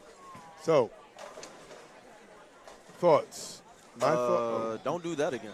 Well, Well, the ball got stuck on his finger. It seems like and it's still the way he's throwing the ball keeps getting stuck on his hand. There we go. At times. So he came back and threw a strike, which is important. But now let's see what Mr. Jason Red does. Keith Perry's still winning the match. If Jason Red throws a strike here, he'll have 97 in the 5th frame. So he'll only be down by 7 pins if he throws a strike here. All right. Let's see if we get dueling opinions here. Both Malachi and Andre, do you agree with potentially different ball each lane? I've done it. So you do have to read. You take what the lane gives you. At this point, it just seems to me it's not Keith Perry that's messing up. It's the fact that his thumb keeps getting stuck in the ball. That's why he came out of his first ball. Yeah, I don't know. for You know what? And let me ask you a question. Would you go get a piece of ice and stick your thumb in there? No. Nah. Why not? I don't think it's as effective as people think. Well, I think that at least will make his thumb go down. His thumb there's no room in there for the thumb to come out. Yes, but you got to also understand that because bowling is such a physical activity, when your thumb starts to swell, you're going to continue to use it. You're going to continue to put your hand in that ball. You're going to, and as a power player as he is, once your thumb starts to swell and that's your issue, it's just going to be something you're going to have to deal with because you're going to constantly, 30 seconds later, whatever benefit you gain from it, you're going to put your hand back in that ball. Well, he only needs 30 seconds for when he takes his thumb out, dries it off, and goes throw the ball. He just needs his thumb just a little bit down to get some air in there. He doesn't have any air in there at all. Right now, his thumb is too fat. His thumb. I'm not sure how much help it might be for him. Thoughts on the ball on each lane, though. For Keith, I'd say no. Keith is in the same situation that Ducky Russell was in. He has great ball reaction. There's nothing to change. That looks better than the last ride. Oh, but see, that's why I'm back here. Yeah. So I'm going to have you go ahead and repeat yourself because they were making a lot of announcements. Damn it, Gordon. We love Gordon. Hall of Fame Gordon. Sorry, Hall of Fame Pepper. Sorry about that.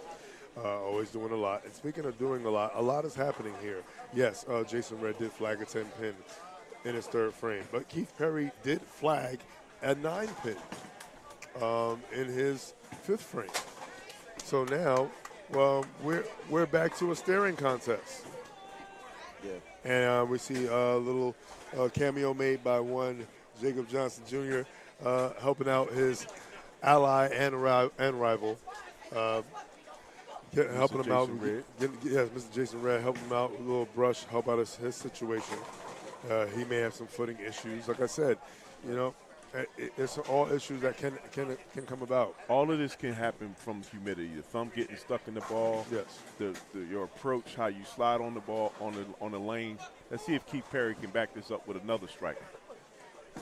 That'd be perfect at this point in time. There you go. Yeah, wheels and makes a deal right there with the pocket, and all 10 pins fell.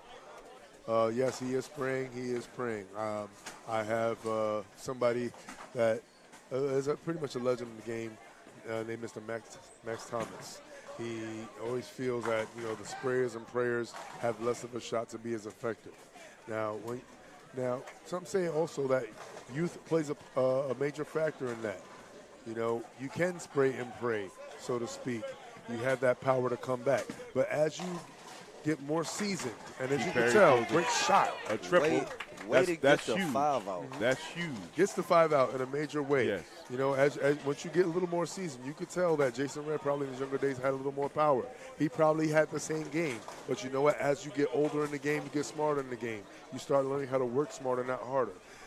Jason Red's style is an example of how to work smart.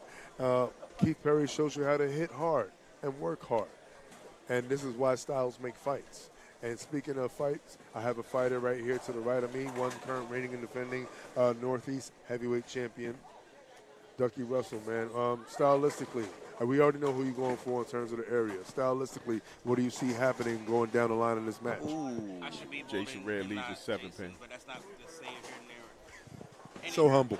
Yeah, that pink venom, everybody should have it in their bag. You have it in your bag, too. Yeah, just like a square ball. Apparently, that's another thing you have to have in this bowling world. I don't do that very often. But That's right. Pink venom, you have to have it in the bag. That's right. Hey, wait. If you win in a tizzy, if you're having a problem, think pink. I think that ball took a while to turn the corner there. Maybe he ran into a little traffic in mid lane. Don't know what happened. Jason Red sees that Keith Perry, if he throws another strike, this game will be going towards Keith Perry in this match. If I was Jason Red, I'd be interested more in throwing a good shot and getting a strike here. That's right. That's always the goal. Right now, he's 50% in strikes. Let's see if he can improve that. That's it. If he knows he didn't send the ball out, he played more inside, went back to his game, kept the ball. He didn't have to do a ball change. You just had to stay where you know you throw the ball best. Yeah, but holding a similar line on there. That time he gave it a little more fingers. That's usually the difference between taking out the 10 pin. Hey, you know what? I said what I said, Dan. I didn't see that much of a finger. I saw him. It's Sunday. Think of the children. He stayed in his wheelhouse instead of going out where Keith Perry's going out. Keith Perry put a strike here. Oh, great heavens. 4 in a row. And all he has to do is throw, I think, the first ball, and then that game is over. Keith Perry win the third game. Keith Perry be up 2-1. I think our world champ has arrived. I think, yep. He finally woke up. There you go. I'm going to get me a pink Venom, though. You know what? Hey, whatever you got in your bag, make sure you throw it with swag. And Carolina swag is here representing and being represented through one Jason Red. And Jason, he pitched inside again, but he had a little more of a loft. He put a loft out there, so he didn't mess himself up. That's right. That's right. He definitely don't want to step in something. He stepped in something on that 9 pin. And you know what? Even though that miss was bad when he missed that 9 pin, that was sometimes the smelling salt you need to wake up and get a little more aggressive. Keith Perry can go out with a 254 even with the 1 miss. Which is highly impressive. Yes. A championship caliber wake up. That's one thing about Keith Perry. He can throw strikes. 8 pin. He'll go out with a 243, pick that trash up. It's also more than what his opponent can get. Yes. That is true. So you're telling me that the goal is to get more than your opponent? I don't care how many you win by, as long as you win by 1 more.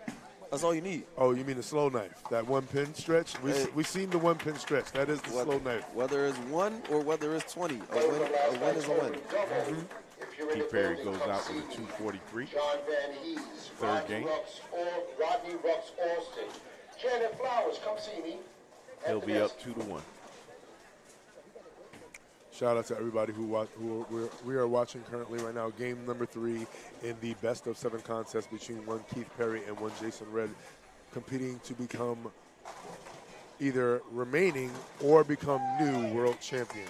Now, remember when we talked about, let's talk to you fellas about earlier about how the oil pattern can affect the game itself.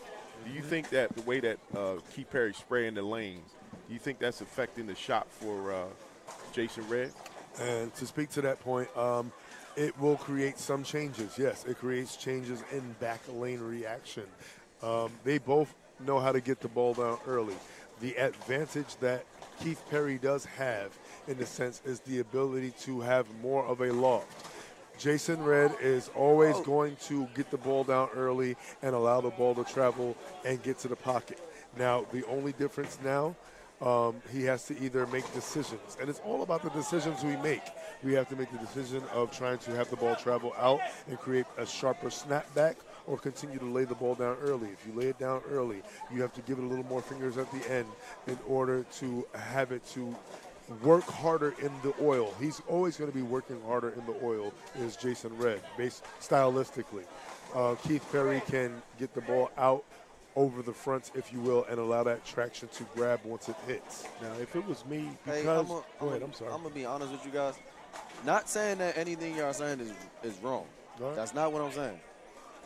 We talking about 2 guys that average 230. Like, You're right. we talking, these guys average 230. They heavyweight champs. You know what? They supposed to be good regardless. I'll be quiet, but when you leave, Not saying you're not. I'll be talking again. Nah, but you're right, though. Y'all are absolutely not wrong. Yes, the transition means and all that other stuff they're does supposed matter. to be able to read everything and be able to make the adjustment. If at this point, I would look at Jason Red and say, go back to your original ball. Woo! Because his first ball was going long, and now it's not. It shouldn't be with the transition. It might be the better ball to go back to. And you know what? To agree on half and half. Yes, surface choices. Yes, they're both 230, and you've gotten there to that point. Somebody tell the champ that he on the wrong lane. Oh, sir. Oh. Very good, and almost got a practice shot. Like a true veteran. I would have ignored y'all. Just threw the ball. I didn't know my foot was on the rope. Did I do that? But, you know, all of us having fun calling this match. And you know what? And this is where it starts becoming, and it always should be, it is not the ball, it is the bowler. And, you know, I always say, the bowler is the one at the end of the day that must throw the ball the right way. The ball of choice. And these are words from the voice of choice, but not my original words. These are words that have been spoken before I even picked up a ball, before a lot of us had. At the end of the day, before all these beautiful surfaces and synthetic lanes and whatnot and fancy bowling shoes with straps, you had to learn how to throw the. Yeah, let's just keep it a buck. Bowling shoes with straps? Hey, you know what? Well, those are the house shoes. He really going back. Yeah, that's right. And before lane screens. You know, I'm not old enough for this conversation. Ringing 10 pin. Yeah. This is not what Jason Red wants to see because now he's starting to think about his shot every time. He's leaving that ringing 10 pin. And even though I know he needs the strikes to compete with the striking acumen of one Keith Perry, he has to stay the course and hope that Keith Perry at some point makes one of those mechanical errors. Right now he needs to pick up this 10 pin. And he's all over that 10 pin. That's no problem there. You already know, and he knows when out off his hand, when he makes it, when he misses it. And you see him motioning, if you can't see him motioning, saying, I'm moving in. I need to move in. He's and getting right. coaching right now, too. Yeah, he's getting some coaching there from one of his South mates. Hey, you don't get to this level without someone on the carpet and that extra set of eyes. That's right. That's in. Pitching in, and exactly. And Jason Red, even though he may not be able to have the striking percentage of Keith Perry when Keith Perry's on, he has to rely on the fact that he is always going to control pocket more than Keith Perry. And he has to hope.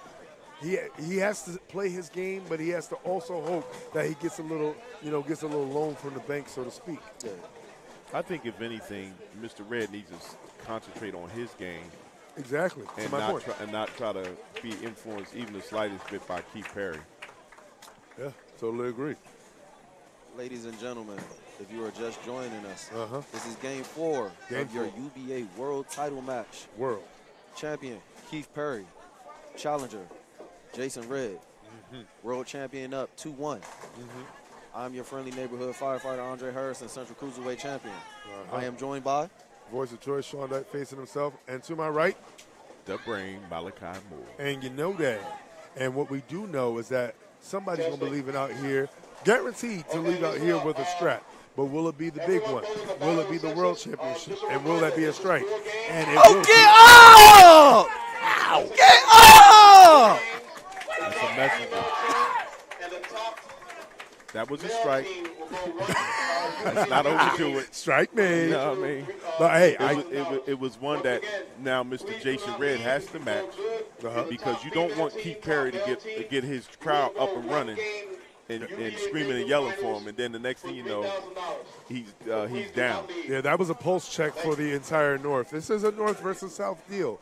You know, Jason Red representing the South as their heavyweight champion. Keith Perry at one point was Northeast heavyweight, and he elevated to going on top of the world. Let's see if he can stay on top of the world, and he was on top of that shot, was one Jason Red. Keith Perry represents the champions of champions. Oh, yes. Okay. Now it's not just the North versus South. You have North, South, Mid. Now you have DMV. What's your division? Central. That's right. And now you have Texas, and now you soon to come Ohio. That's right. And Michigan, too. And Michigan. That's right. So that's why he's the champions of champions. That's right. 16-team Battle Bowl coming soon? I can see that. I can definitely see that. Oh, my God. Yep. Let's see what happens here on Mr. Red's shot. And he's been holding a nice line on there and a little more authority right there. So slight, little minuscule adjustments like that. And as you see, he didn't go outside. He stayed with what he knows. And you know what? And exactly. And to his credit, he's on the right lane. He has been doing that with the exception of maybe 5% of his shots on the right lane. Like I said, the right lane, everything is tighter. Whenever Mr. Red has missed, it's because he's went outside of his comfort zone. Let's see if Mr. Perry can match the strike here. And he Oh, does. my goodness. It's going to be a game here. This fourth game is going to be a game here. Oh, yeah. And you knew it. I'm loving this. We got ourselves in a situation. This is what I love these parts of the matches because at this point, it is best ball. Yes, at this point. And you know what? You got to fire. See who's going to be the first to blink. We got a firefighter here, so go ahead, suit up in case you got to, hose the bowling alley down. Hey, man, we saving lives, not pens out here, okay? That's right.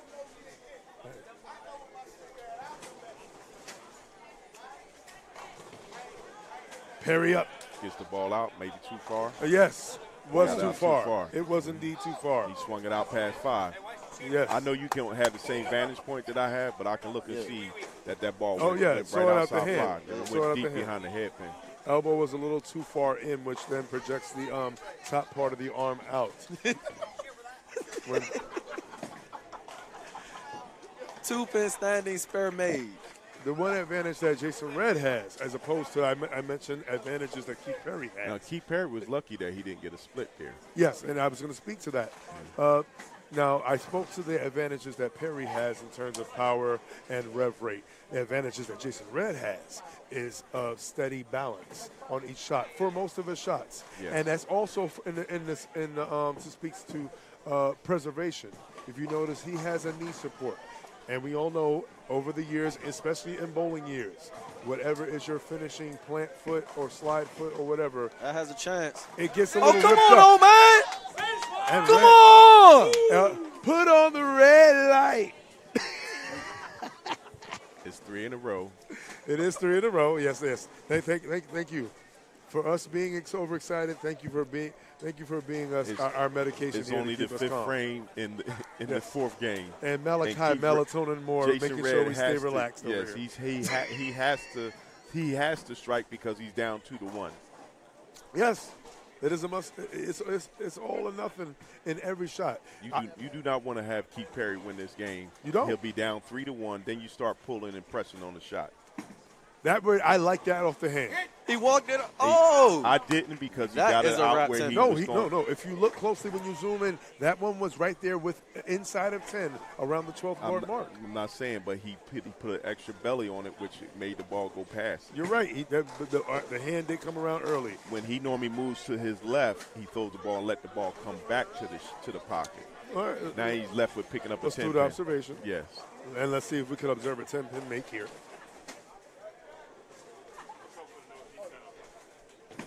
All right, all over that. Yes, he is. Now it's going to be crucial for Keith Perry to strike here. There's a lot of frustration out here today.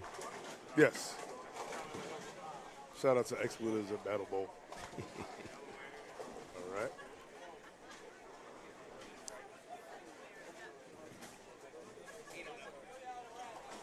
The difference in this match is those trios had Jason Red picked up a four bagger.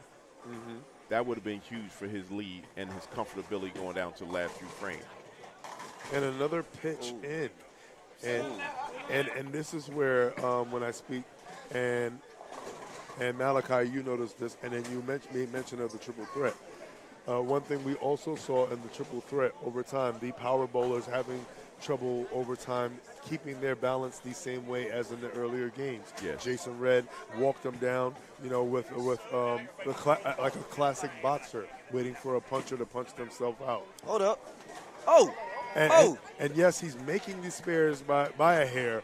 And again, we're watching boxers box and punchers, if they miss, punch themselves out. Could we be seeing Perry almost punching himself out? Now, hold the horses. Now, Keith Perry's only down by 12 pins. No, I'm not talking about this game. Okay. Now, the point I'm making, now when you watch him make good shots, he does make the good shots. Nice jersey there, brother. Beloved in the building. He does make those shots. But he's not looking the same out of all of his shots. In terms of finishing, percentage-wise, he's not finishing the same way with Keith's shots. Jason, no matter what happens, whether he strikes or he taps, he remains where he's at, and that is a 2-pin. That ball went out, came back and went deep behind the left head pin. Once again on the same lane, left the 2-pin. Yes.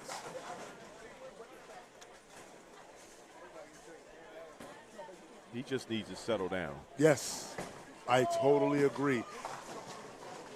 Spare made. Some say speed up. I say as it goes down, slow down and take a chance to really look. Exactly. You know, from a chess player standpoint, you look too close at the board, you missed about 3 moves. You sit back, you can see the whole board better. But if he keeps looking too sharp and keep looking too strong, he may be looking at that world championship slipping out of his grasp. Well, let's say this here. If Jason Red keeps giving him an opportunity with that ring 10 pin or get a split, this match is not over. Great shot. Oh! Now, no matter what, it was guaranteed to hit pocket. Great shot doesn't always guarantee a shot. That's true. But it lets your opponent know that I can hold this line. Can you hold what you're doing? I'm going to do what I'm doing. That's right. Big ball here for Jason Red. He double up here and put even more pressure on Keith Perry. Oh, they don't look at me. I'm just having fun watching both. I know. I see you. You got 2 hands up like a wavy, Hey, look, like inflatable arm tube man over here. That was great. That was great. I was impressed. I was like, hey, I like good bowling. Right now we got a heck of a match going on. Yes, we do. And if you're a fan of this, and you're a fan of competition, that's what we got, competition. And he's gonna control pocket. Jason Red throw the ball. He's gonna control pocket. Hold on, man. You see, he got an angle into the pocket. Make sure he smashed that ball. Last 2 times he threw the ball, he's thrown a strike because he got the ball directly into that pocket. Exactly. He didn't swing it too far out. Yeah. The question is, how will Keith Perry answer the call here? Can he stay focused? Can he stay close? You always want to stay close because anything can happen in the last 2 frames. He's about to bury the next 5. We shall see. Get it out, come back. Get up! Look at Andre. I got one question. Because you got the best benefit. Andre, What I'm hit saying the you might 10? hear it, What hit right? the 10? The pin in the gutter.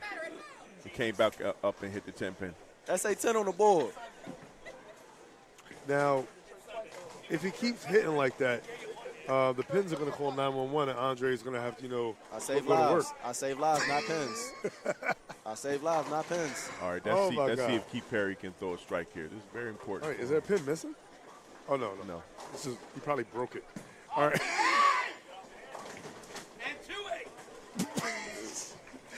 and dueling carpets over here. Okay. Once again, he got it out too far to the right. You know Ball what's the came good thing back about and that went shot? deep. What? He got the 10 out because that was almost like Pat Hollis. Yeah, What up, that's Pat Hollis?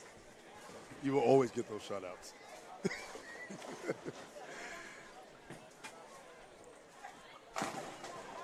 Looks like Jason Red is comfortable Yes. in this game here. He should win it. Uh-huh. If he does. You never take anything for granted. Sometimes people slow their ball up and throw a split. And on this type of shot, that can definitely happen. That can happen. All things are possible. That's right. But he knows that he has to win this game. Yeah. If he does, the match will be tied up 2-2. Yep. Now, right now, the momentum seems, in my opinion, seems to be moving in Jason Red's direction again. He started off slow, which he really shouldn't have started off slow. He throws the strike. Ooh. That's 3 in a row. Yeah. Ooh. If you're going to throw 3 in a row, you want to definitely be doing that on the back end of the match. That's right. What did you notice with that shot, Andre? Hey, look, that man, he comfortable. Yeah. He comfortable. That right there, he looked like he went back back in time. He threw that one like a little young man right there. Hey, man, he feeling like Gucci Mane in 2006. That's right. Gucci. He says, somebody trying to win a title this evening. And you know what? Janet Jackson had a great album back in the day, and it was called Control. One thing that is happening, we are watching a lot of great work when it comes to pocket control. Red is not going to lose the pocket. If you He's notice, not gonna he lose the still pocket. keeps that ball inside. Yes. He's throwing a great ball. And you know, it doesn't He matter went whether back to what he normally does. Yeah, no matter what happens, he's not going to lose the pocket. Jason Red has shown no matter what, even if you can potentially strike more than me. Even though he doesn't rep the DMV, he reps the South, but right now he's representing that DLP. Do not lose pocket. Don't lose pocket. That is classic bowling 101. get the pocket, control the potential outcome. Mathematically, with that first shot, he won the game already. Indeed. He's not going to lose pocket. He's locked in. Okay. He's locked in. He's not throwing the ball outside. He's not even trying to go near 5. He's keeping the ball in like he had success early. He did the same thing yesterday. Yes. When there was a slight transition, he started going outside. For no reason, he's come back to what he normally does, and he's starting to throw strikes again. There's 5 strikes in a row. See if he can throw this last one. That's right. So, Malachi, and then I also pose a question to Andre. I must call you Andres. If you're Keith Perry, what do you do differently? Not even in terms of ball, and Sans, taking out ball change factor. What do you do stylistically differently? Throw it better. Yes, throw it better. See? What he has to do is he has to stay what got him to be able to make strikes. He was throwing the ball more and more outside. He was, not saying that even though he's a 230 bowler, you still have to stay with the fundamentals.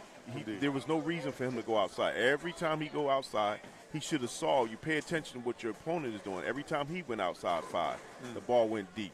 So if he stays inside, he's going to make the next 2 games. More importantly, and you see once again, and he left the ring 10 pin. He got the ball out just a little bit, but it looked like he still should have had a strike there. Agreed. But I wouldn't change too much. I would just stay inside. One thing I'll add to that, and this has not even to do with how you're throwing the ball and everything. Some of the simplest things I was ever told as a bowler by an older bowler. Slow your feet down a little bit, kid. Yes, I agree. Where's the fire? Exactly. What's the rush? I know you got a freight train on your jersey, but you don't have to be that with your feet.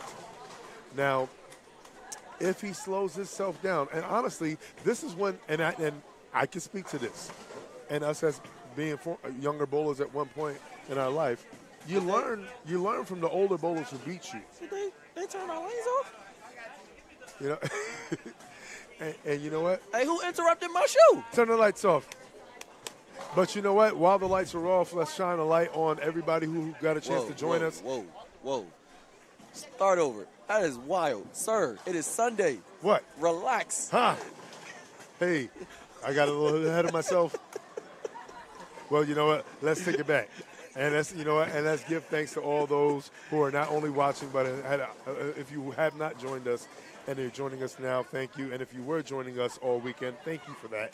We have been live here. It has been live here at Battle Bowl, Bowlerama, Newcastle, Delaware. Season champions, Wilder Cup winners, outrage, amazing match, 21-19. Shout out to both teams who showed up and showed out. Shout out to Hall of Fame inductees such as X-Men, Wrecking Crew, Dr. Wheeler, Segura Wheeler right there. Marcus Bell, Candace Little. Apparently Damon White for the 15th time.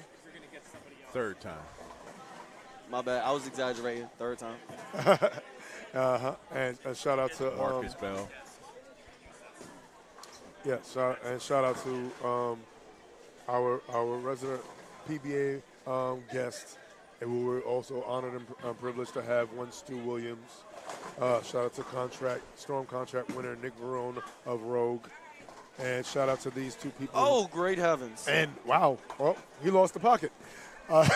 He threw that ball too slow. That's the only thing he did wrong. Yes, indeed. He had the ball in the area where he likes to throw. He just threw it entirely too long. Remember we said that earlier. Yes, we did. That on this pattern you cannot throw the ball slower because it'll pick up more friction and have more happen in the ball. Not counting the score. So is that a mulligan? No. Yeah. That it is not a mulligan. Unfortunately, that's not how that works. And somebody has to put that in. 19 and 20. Hold up. 19 and 20. Keith. Yeah. So, for those who are just joining us right now, we're currently watching the contest best of 7 match. And Malachi, what is the current count right now in this match? Tied up 2-2. Red was up. He threw a split. That does count. All right. And for those who are curious, one second. Commercial break. All right. So what this gives us a great chance to update. As Malachi did say, it is currently tied 2-2. This is a best of 7.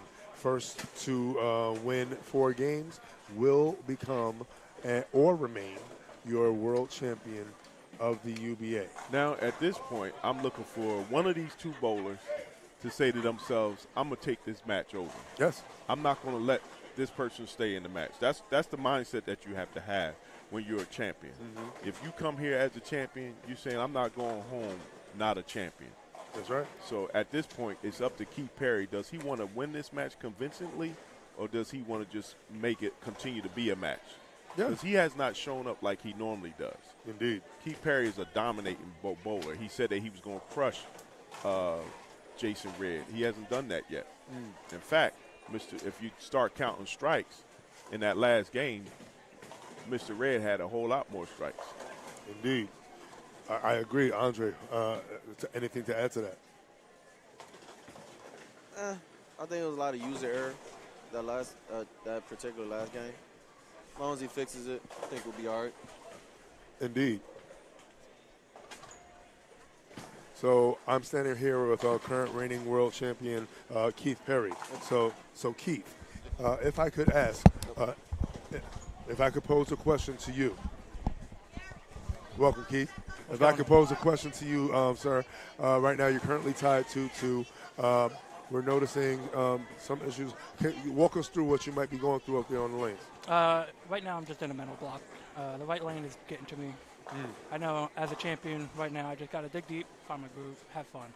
And if I do that, nobody can beat me. So that's my plan in the next 2 games. That's right. And go home as a champion. So it all begins and ends with you. Yep. All right. Thank you for your time. Of course. We're going to give you a chance to get focused, good reboot, and kind of similar to like watching a coach spilling a little like a drink on the court. There's a chance for get a timeout. Yep. All right, factory reset. Good regroup right here. All right, man. What do you think?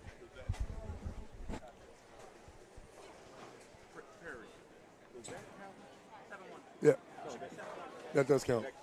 Yes. And for those curious about that, yes, that shot does count.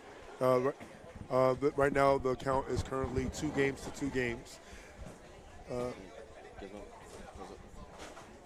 right. And right now, I'm also here with the current,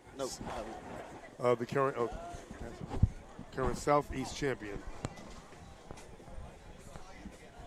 Thank you very much. All right. All right, y'all hear me?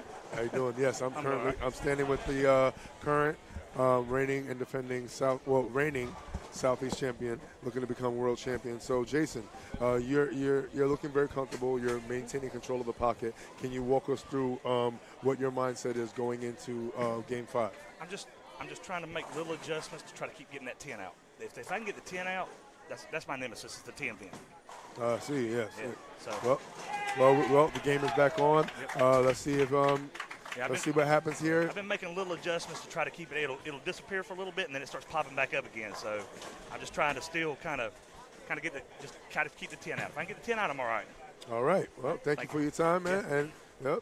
So you're saying, Mr. Red, you don't want to play no tap is what you're saying? I'm doing good if it's no tap. So not only are the people at home excited to watch this, we know Andre's definitely excited to see this. He loves it when it gets to this point. Keith Perry comes out with a double. Yeah, I'm a fan of good bowling. I love when we get these matches, and I love getting to those moments even as a competitor, but even more so just being able to sit back and watch. Yeah. When your best of your best start to say and they're looking at each other and you're like, somebody gotta go. Yeah. No, exactly. It's like, Remember when I was talking about earlier about it's up to the bowler to want to come out and inflict his will on a match. This is Keith Perry now. Once again, Jason Red was just talking about leaving that 10 pin, and what does he do? He gets a ringing 10 pin. So not only does he have an open net, but now he has a ringing 10 pin. He cannot afford to miss that at this point. That's just like giving Keith Perry the win. Exactly. Like I said, one thing they've been doing, they've been breathing life into one another. There's been little situations where, okay, that's is highly likely to be a makeable, and it's been admissible. That's why you never take any single spare for granted. You never take any shot for granted. That's right. Because everything is easy to until it's not, and everything is sweet till it gets sour. Well, at this point, Mr. Jason Red wants to get a strike here just so he can at least be able to climb back into this match. You can't hope that a bowler does anything at this point. You want to make sure that you control your destiny. So you either throw strikes or you go home. Exactly. You got to be like a prize-winning racehorse. You got to just keep your blinders on and stay focused. Looked like he threw a good ball there. There's a strike. That's a strike for your Southwest champion. And if you are just joining us after the commercial break where they had to reset the lanes, this is Battle Bowl 16. Yes, it is. This is your world heavyweight 16? title match. Sweet 16. Sweet 16. Sweet 16. World heavyweight title match. Champion Keith Perry.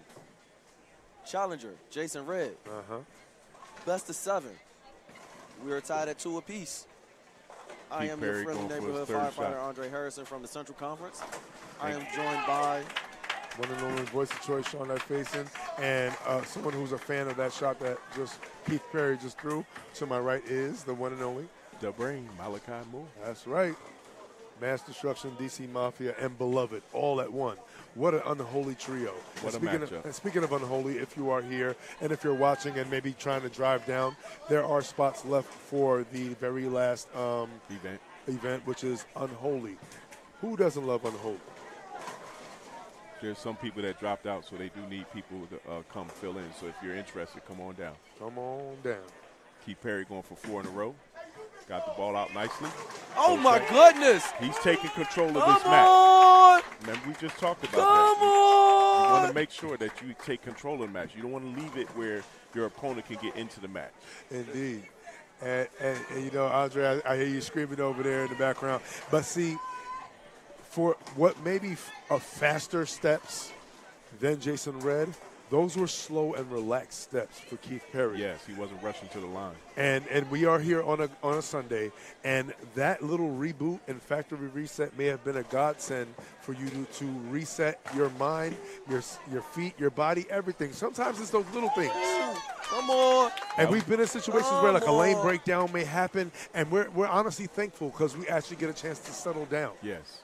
Now, at this point, going into the 5th frame, Jason Red is set up to have a triple, which is huge, being as though Keith Perry has 4 in a row. Yes. So you don't know, you don't take for granted somebody's going to throw a strike, but you have to be able to set yourself up so you can get back into the match if at all possible. Indeed. Totally, indeed. I totally agree. 100%.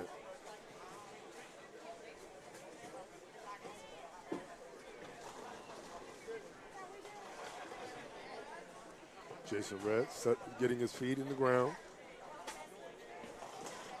Sticking his toes in the sand. Hopefully it's not quicksand. And kicking a late trip of the 4-pin there. He said a prayer there. Oh, yeah. Wow, how ironic. The person going against the spray and pray is now the sprayer and the prayer. But we're not seeing that much spray, but there definitely was a lot of pray on that one. I think in the future what I'll do is I'll make sure that I get a listing of the bowling balls that they may put up there so that when they select the ball, we can know exactly what it is. Indeed. I look forward to asking them about what have been their pieces of choice, rather.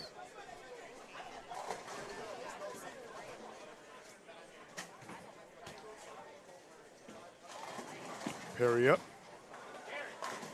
Five in a row. Woo. 5 in a row. He has to keep that pressure on Jason Red, so Jason Red don't even think about getting back into this match. Hey.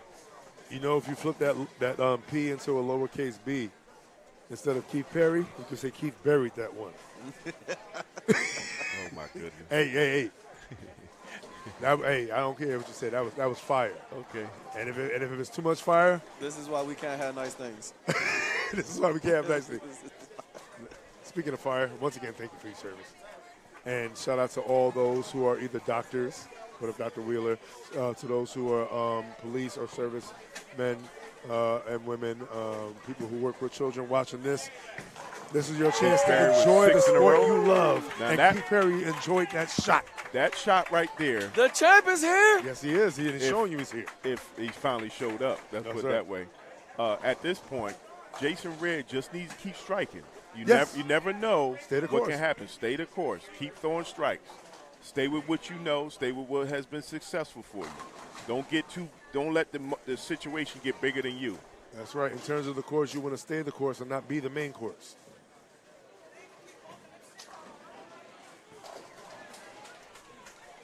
Let's see what Jason Red's courses of action are. Good strike. He's striking. Okay, like I said, He's saying, champ, you got to keep striking, baby. and similar to what we saw It was yesterday. so pretty. So pretty. It was so, So pretty. pretty. You hold the hand up too? Now, just keep in mind, Uh-huh. even though Keith Perry's doing well, if he throws a split or he throws a spare, he'll enable Mr. Jason Red to get back in the game. Why? Because he's throwing strikes as well. Yes. As long as he don't get a ring and 10 pin, this can be an interesting match going down to the 9th and 10th frame. Agreed. And you know what? Based on Red's start, this is reminding me of the hot pursuit that took place, with the contestants in our one of our earlier broadcasts. And right now, Jason Red is in hot pursuit. Jason Red himself has 5 strikes in a row. Yes. Yeah, he's in hot pursuit. He's in Keith hot Perry pursuit. has Keith 6 Perry. strikes in a row. Yeah. So at this point, it's going to come down to the last 2 frames. Yeah. I know. Keith Perry has to throw a strike here again to continue to keep himself out in front of Mr. Jason Red, so he can't have that ball get stuck on your thumb now. Yeah, it's looking like a little Mario Kart race. He's trying to throw every single strike like banana peels and oil slicks to hopefully slow down Keith Perry. But Keith Perry, he must have a cheat code because he's trying to go straight through all the way, working on potential. Got a 3-0-0. chance. There's another strike. That's 7 in a row. That's right. Keep putting the pressure on. It's like now this is a true boxing match Oh, man. in bowling. Yes. You got two champions, 2 heavyweight champions that are throwing strikes back to back to back. Talk about it. One champion messed up the first 2 frames in terms of a perfect game, and now Keith Perry continues to put that pressure on. If he throws another strike here, Mr. Jason Red is running out of frames in order to catch him at this point. Running out of frames indeed. Catch me if you can.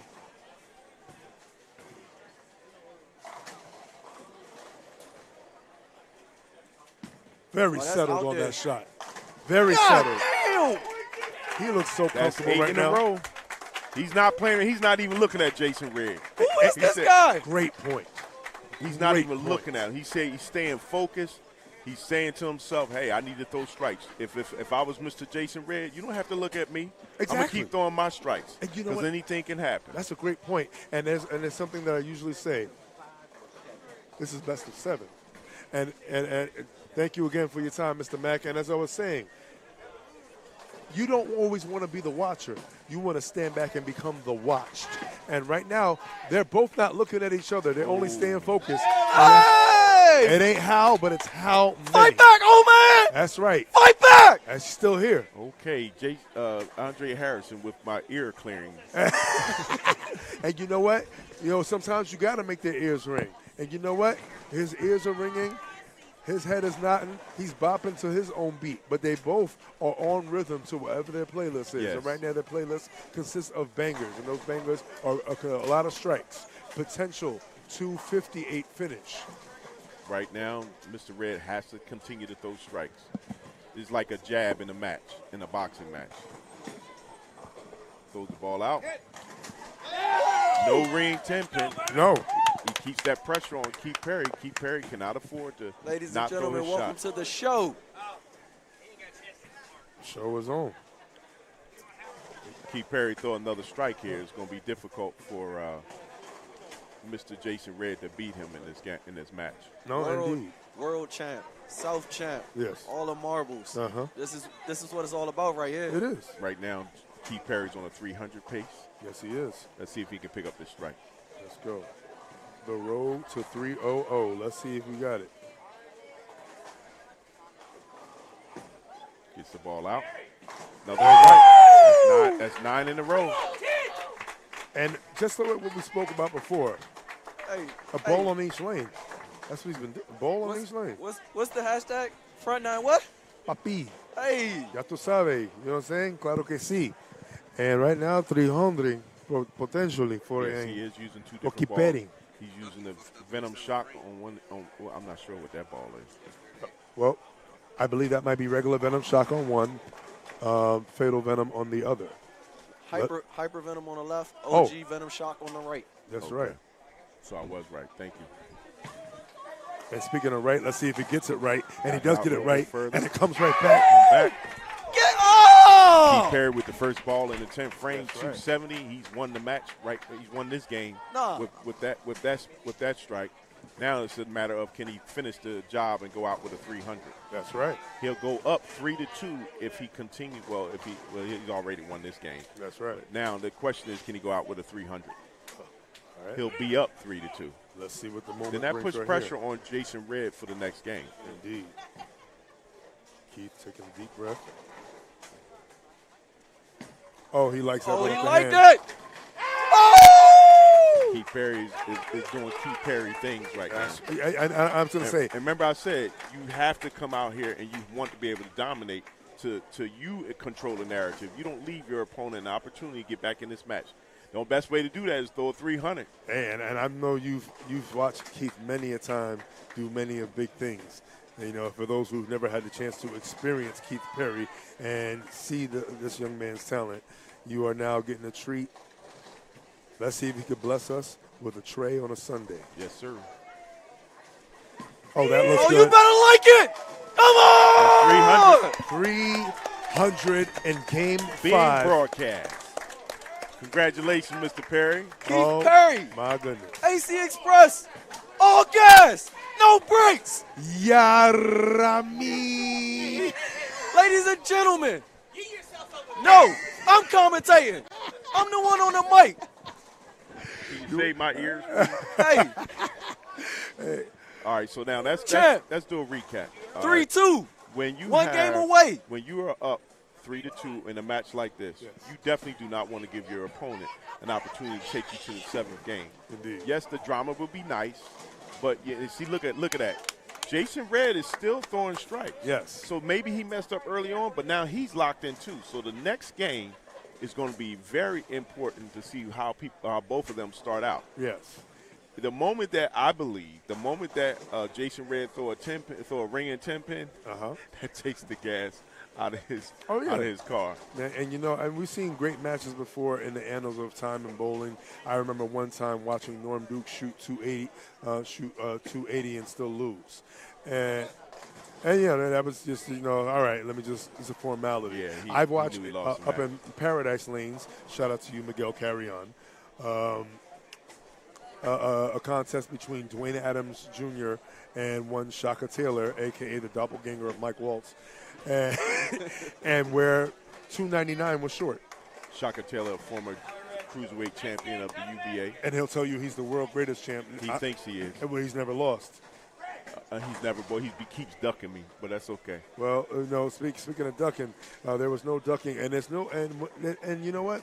When you shoot 299 and lose, it must be a crazy thing. 257 is nothing, you know. That's nothing to sneeze at. Nothing to sneeze at. But you know what? It may make you cry, and if you have an issue, you need a tissue.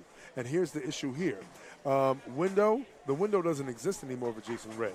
It is currently 3-2 in favor of Keith Perry. It is win or go home for Jason Red. No matter what, you walk out a champion, but you don't walk out the champion you would like to be, and that is for the World Championship. Match point. Elimination game. Yes. Or Jason Red can stay in the match if he wins this game. So let's not count the chickens before they hatch. Let's see if he's still on that adrenaline high. And 13. Now he's on front 13. 13. 13? That's a good start for Keith Perry in this hopefully the final game. Yeah. A lot of buildings don't have a 13th floor, but let's see if the elevator goes up. Hey, man. Yeah. I'm just saying. You just saying? Ain't enough energy in this booth for what we saying right now. And it looks like Keith Perry knocked down 11 pins instead of 10. And Wow.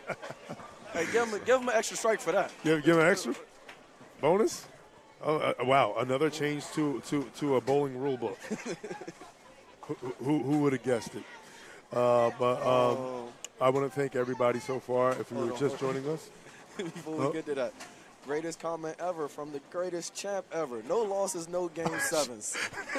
Oh, Shaka Taylor. That's what right. up, baby? Ladies and gentlemen, this is Game 6 of your world title match. If you are just joining us, I am Andre Harrison. This is the godfather of all cruiserweights, Sean Dipe. Oh, and I'm going to hear it from Shaka when I see him now. From Master Structure, Malachi Moore. Hey. This is your world title match. That's right. Shout out to that fatal four-way match that'll happen eventually in time. Shaka ain't afraid to suit up. Yes, he is. He's done. He's cooked food. Oh, really? Oh, got distracted. And this. Let's see if Mr. Red, Jason Red, can do two strikes. Yes. 257 in the last game, and he's staying the course no matter what. Way to fight back. Now the thing here is that once somebody throws 300 on you, the tendency is to think that the guy who threw the 300 is not going to come back and shoot as good as this the second time around. Letdown factor. What we both know, that both of these guys are champions, and you have to remain focused no matter what else is going on. Like you said earlier, Andre, you have to block out that last game. That game is over. You have to concentrate on this game. It's done. So Mr. Perry has to continue to match strikes here. You got to win the frame. That's right. One. Oh! We just said that. Now. The streak is over at 13. Yeah. Like I said, 13, unfortunately, was an unfortunate number for Keith Perry on that one. Now, we know that the pink venom gives a little more length and room for error. The only thing about knowing you have room for error, you make an error. And he did. Yeah, just a tad inside. Will it be costly? It depends. It does depend. Speaking of depends, it also depends on whether or not you are hungry. If you're as hungry as I am sitting at this table, there's a reason why I didn't have any breakfast before I came here, because I wanted to feast on watching this beast of a match. And they are delivering and they are serving in continental breakfast fashion. Game 6, World Championship match. Keith Perry, Jason Red, Carolina Swag, AC Express. Let's see what happens. Comes back with a strike. Well, it would look like a strike, sounded like a strike. It looks like a 4-pin. Couldn't see. That's a downfall right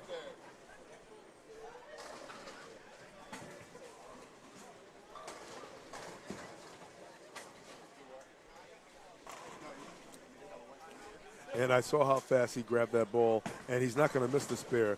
But for him, as fast as he grabbed this ball and started up, I don't like that, because now you're not practicing settling yourself down in between shots. You can't even count. You can count on one hand how fast he grabbed the ball, walked, and made that spare. And what that tells me as his opponent is that he's not settled. He's still on an adrenaline high from that last 300. And one thing that more seasoned bowlers always know how to do is regulate themselves. Let's see if he stays regulated, and let's see if he is his own Warren G. And let's see if he regulates on this shot. And, ooh, wait a minute. He might have got a little too cavalier on that one. Yes. And yes.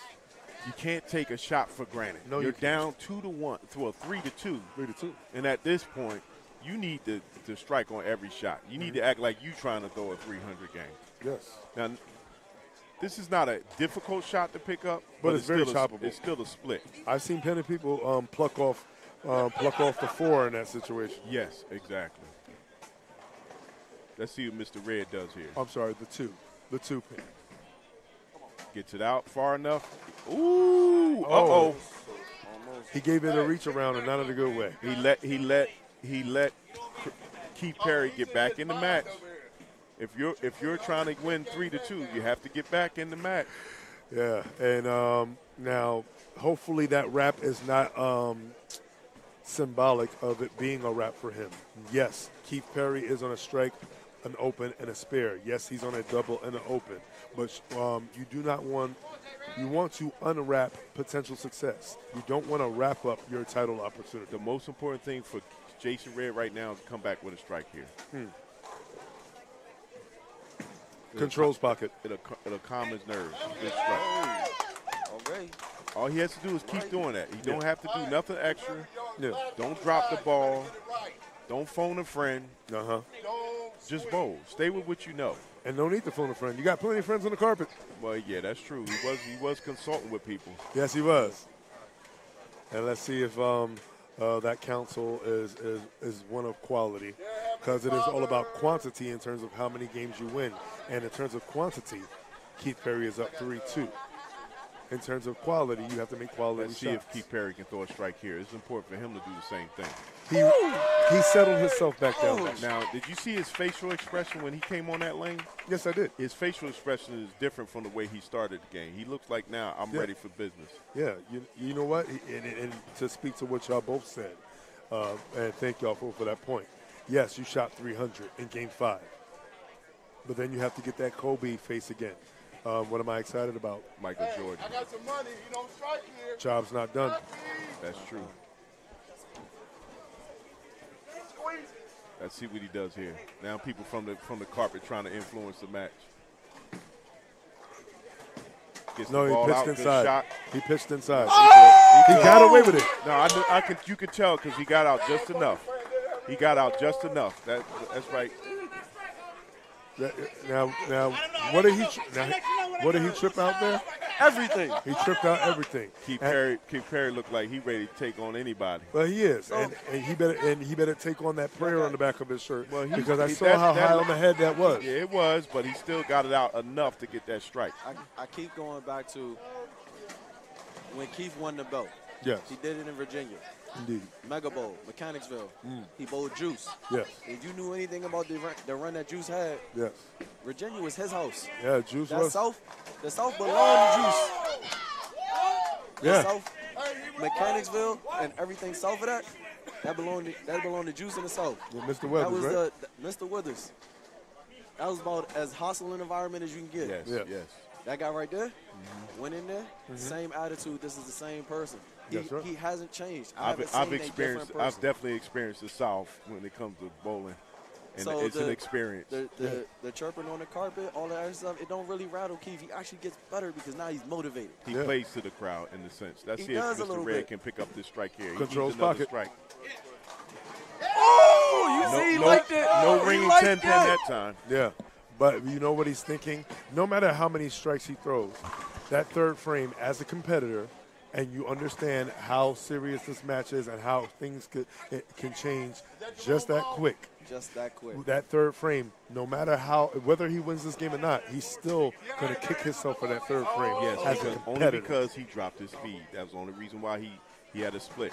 Oh, Let's see what yeah. Keith Perry does here. See if he can throw 3 in a row. Pitched inside again and did not get away with it. And in many ways, he did. He didn't get the ball out like he Yeah. normally does. I don't throw the ball like Keith Perry does, but for some reason it looks like he's either holding on the ball too long or the ball's still getting stuck on his thumb. Yeah, and he has that gripper's release, if you will. So what I mean is, yes, he is a power bowler. Yes, he does have that speed. But if you notice that delayed reaction at the bottom of the swing, it is to gain and rev up. Well, at this point, Jason Red is throwing strikes. And like I said before, how he ended that last game, even though Keith Perry threw a 300, how he ended that last game, he's continuing his same performance. He's throwing strikes, Mr. Jason Red. Yes.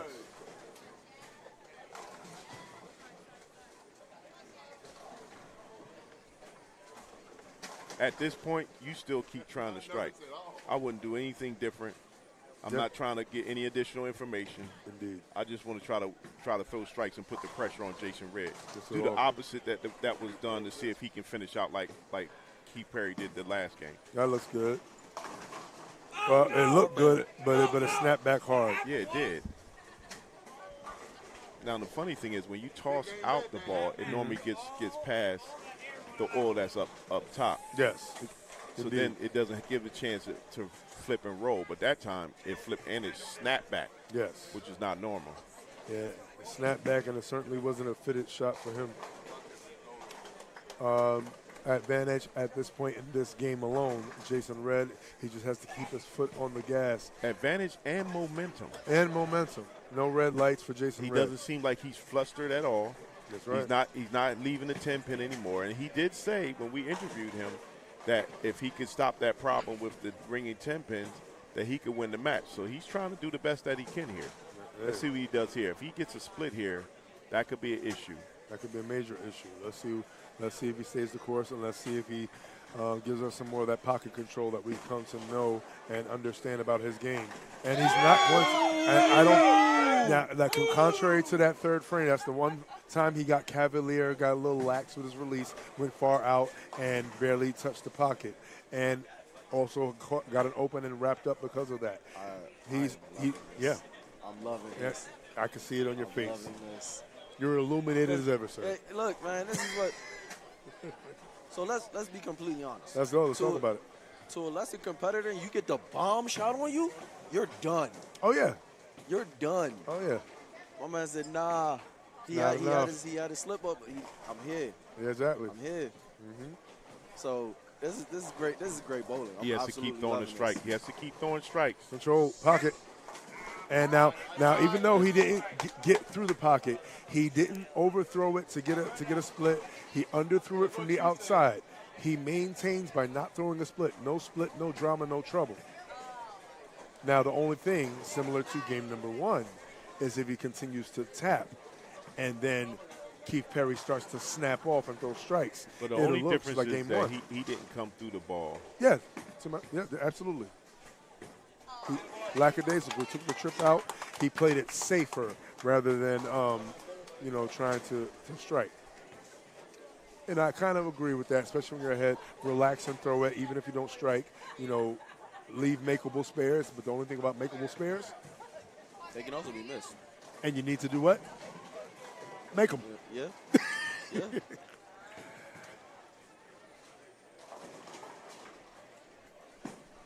There you go.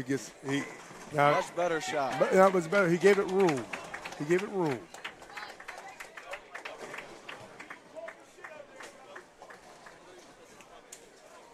Keith just has to worry about finishing the game and then let Jason Red decide the fate. Well, at this point, I think he pulls his off. Who?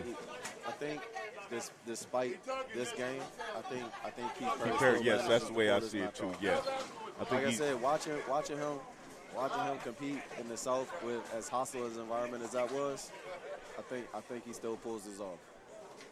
What he should be focusing on right now is throwing the last few strikes in this game, so he can get his momentum back. Oh! Can we get a cut edit on that one? Nobody said this had to be pretty.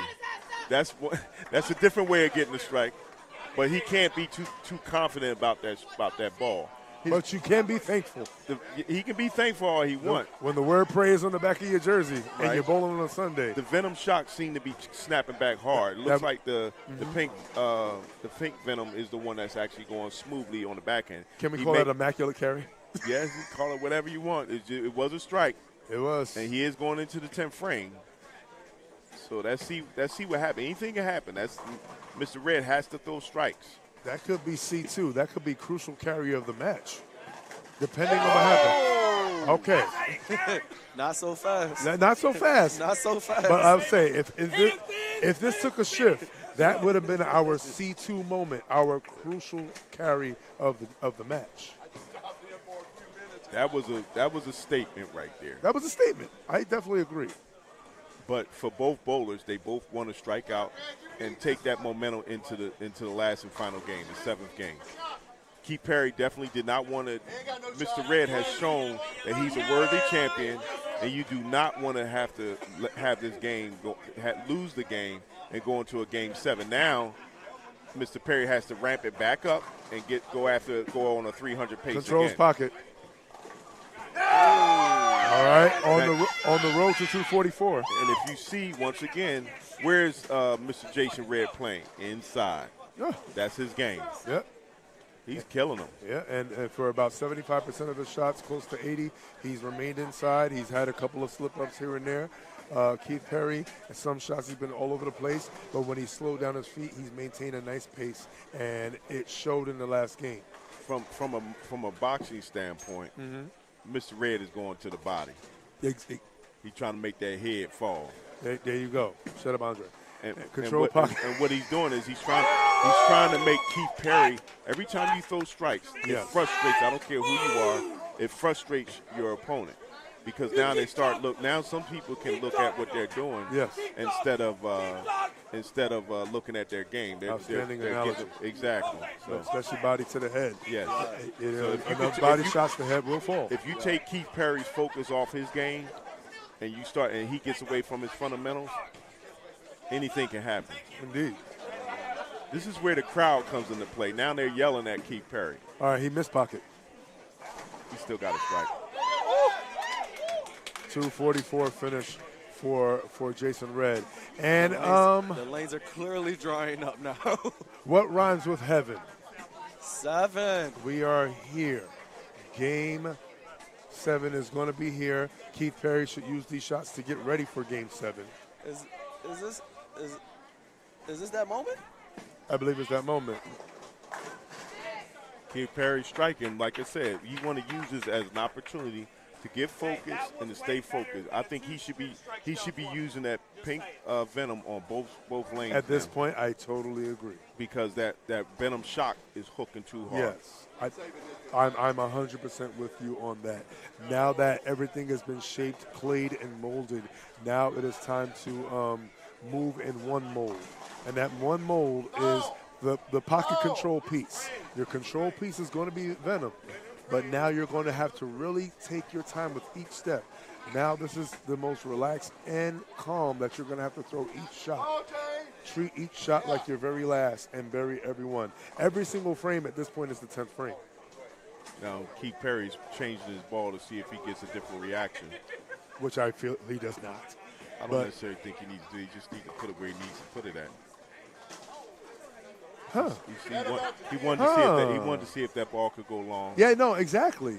But it stayed the course. But the problem is, I don't know if I would trust that ball. To my point exactly, and I was going to say this to both of you. Now, you have two pieces with similar looks. But now you create too many thoughts in your head, similar to almost like Zach Galifianakis and Hangover with all the numbers dancing in your head, all these options in your head. Sometimes, more is too much and less is more. His simple option would be the pink venom. You've done great things with it on one lane, and to Malachi's point, I feel stick with that on both lanes at this point in the match. Right. Andre, do you agree with that? Hey, man, this is time to be good.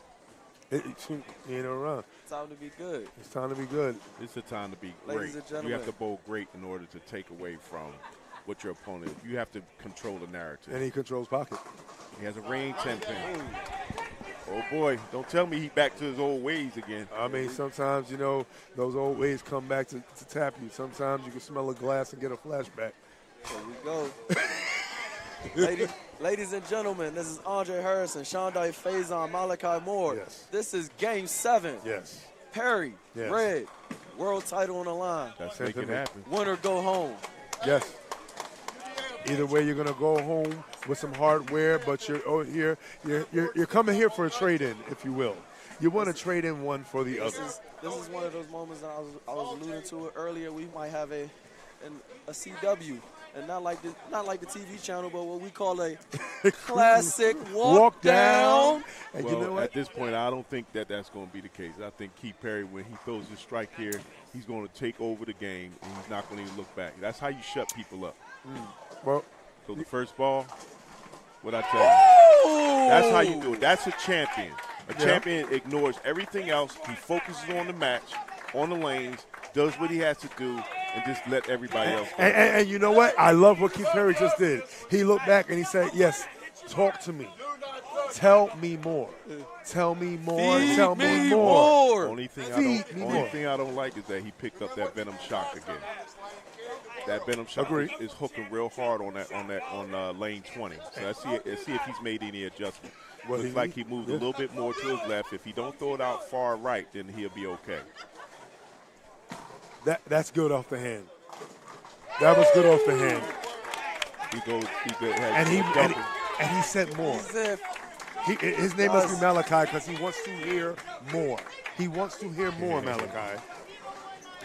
And well, he's definitely trying to prove it. Like I said, he had to come out and he has to take control of the game. Hey, this second ball for Jason Red is going to be crucial because if he doesn't strike here and he gets another ring 10 pin, he's going to allow Keith Perry to run away from him. He's going to allow him to relax. Remember when he shot that 300, he was relaxed. Right now, he's not as relaxed, but he can get relaxed if Jason Red doesn't throw a strike here. Red up. Controls pocket on the left side, maybe. Oh, now I don't know how it held, but it held. Oh, and yes, oh, clutch your chest on that one. Yeah. It is getting real rambunctious in this building. It's getting to where we like it. And you know what? You can either run from it or you can embrace it. Keith Perry is embracing the smoke. Smoke inhalation will not cause him to die off. He is alive and well. He has a pulse. Well, let's look at it this way. On lane 20, his first ball, Jason Red left a ring 10 pin. Let's see what he does here. If he throws another ring 10 pin, that strike does matter, but not as much. I feel you. Controls pocket. He threw that ball slow. Oh! You got a lucky strike. Yeah, that's two. Two in a row. You got a two lucky strike. You can't keep getting lucky. You're right. Either you can or you can't. But whatever happens, you hope it keeps happening. It's keeping him in the game, but if anything, it forces Keith Perry to keep focused and throw another strike, one at a time. That's all he has to do. Put your ball where you belong. Don't let it get hung up on your hand. Don't throw it too far out. Just keep doing what you're doing. That's why he's the champion. And he's taking his time with each shot. That's right. He's not rushing. Good ball. Come on. And that's the difference. As a champion, you take your time. He didn't rush to the line. He threw a great ball. He got it out where he wanted to have it. Ball came back and smashed the pocket. He throws a strike here. It's 4 in a row. That means something. It does. It puts a whole lot of pressure on Jason Red because Jason Red does not want to be that person who does not continue to throw strikes to stay in the match. He's throwing the difference between Keith Perry that Keith Perry is throwing strikes to win the match. Jason Red is throwing strikes to stay in the match. Indeed. Takes his time, settles in. He's next to that ball return. He got out far. Come on. Oh, my God. But he had it up. That's 4 in a row. That's 4 in a row.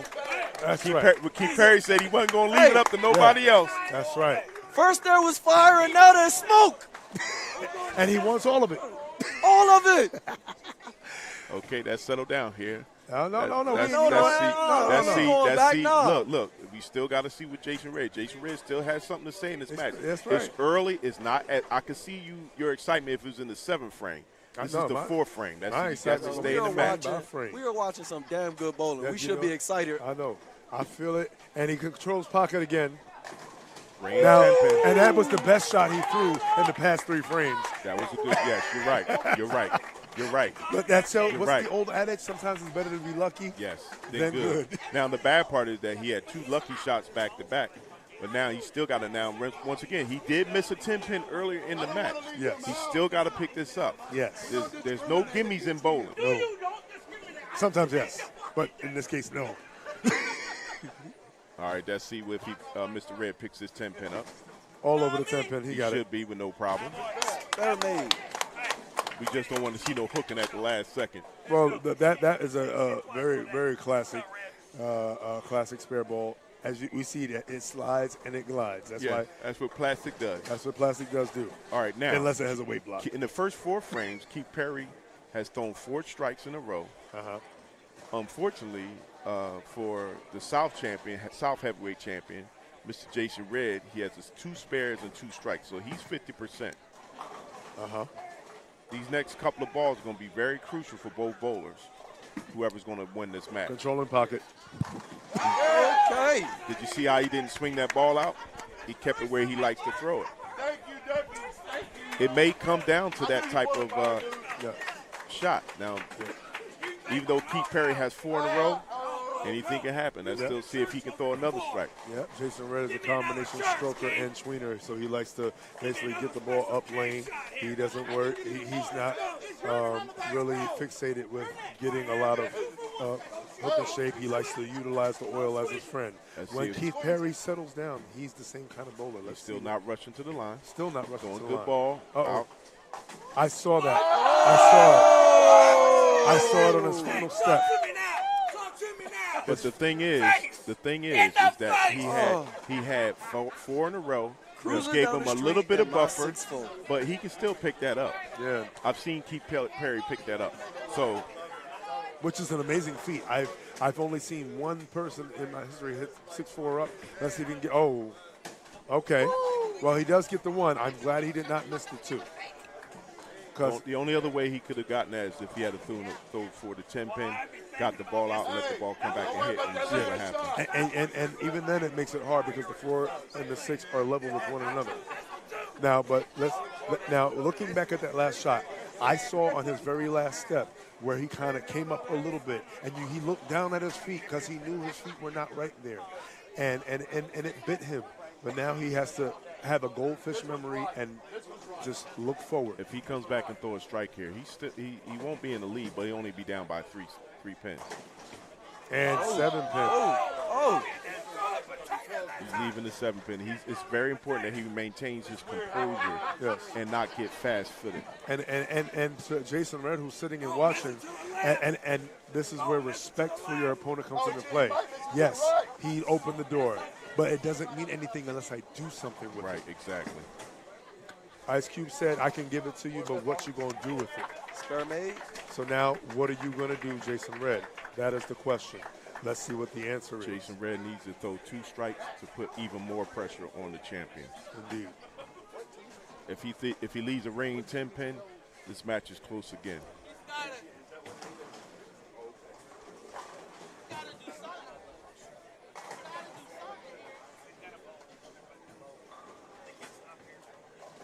He needs a strike, not a ringing 10-pin. Yeah, he needs what he needs, and he needs it now. Yes, he does. It's a big ball here. Let's see. This could be the difference of him winning the match or losing. Let's see if his name is Red or Wentworth, because he needs it now. He throws a strike. Great shot, big shot. And he can throw a strike here, and he'll be 3 in a row, which will even put even more pressure on Keith Perry. Keith Perry needs to block out everybody else and get back to what he does, throw strikes. That's right. Because if he strikes out, you put even more pressure on each other. Just a reminder, no vaping in the building, please. No vaping in the building.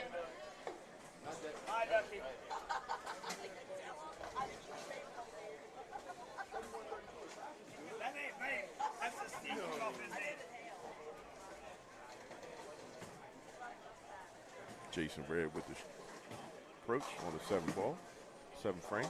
He likes it. Now Jason Red walking around. He's getting all excited. Let me tell you something. Now, wait. And what's Red's first name?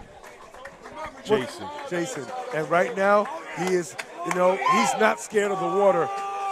And he is not Voorhees. Right now, he is swimming in those waters, and he is not scared of the shark. That is one Keith Perry. Well, let's put it this way. If Keith Perry throws a strike here, he needs to put 2 back-to-back. That's a very good shot, but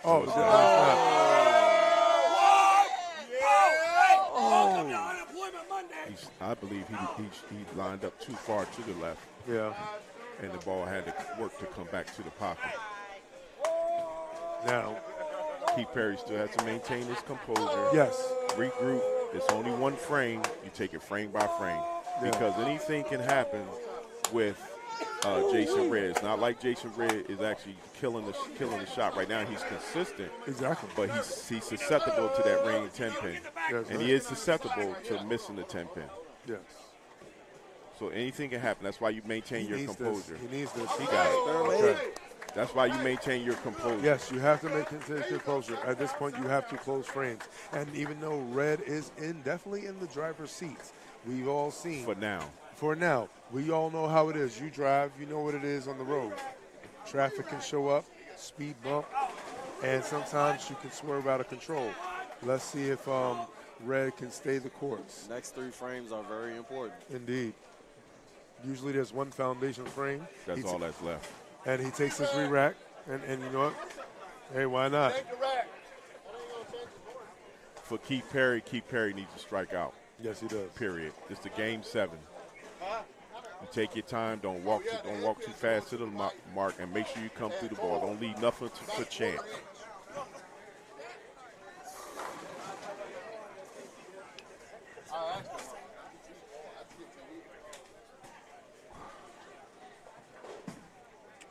Too far out. Oh! Mercifully, it comes back and it carries. That's where his hand come into play. Shout out to Frank, our cameraman right now, getting a very good vantage point so you can see every shot.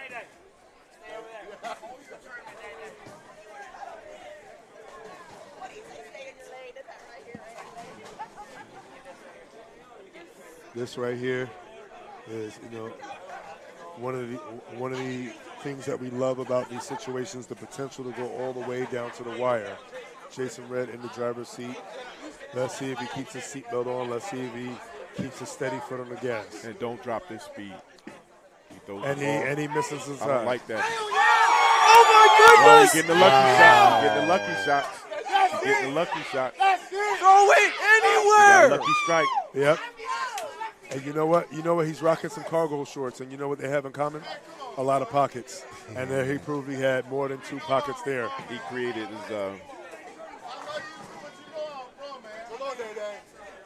And unfortunately, what a turn of events. And to speak to the comment that was made here by Ryan McLam, 244 may not be enough for Keith Perry to hold on to his world championship.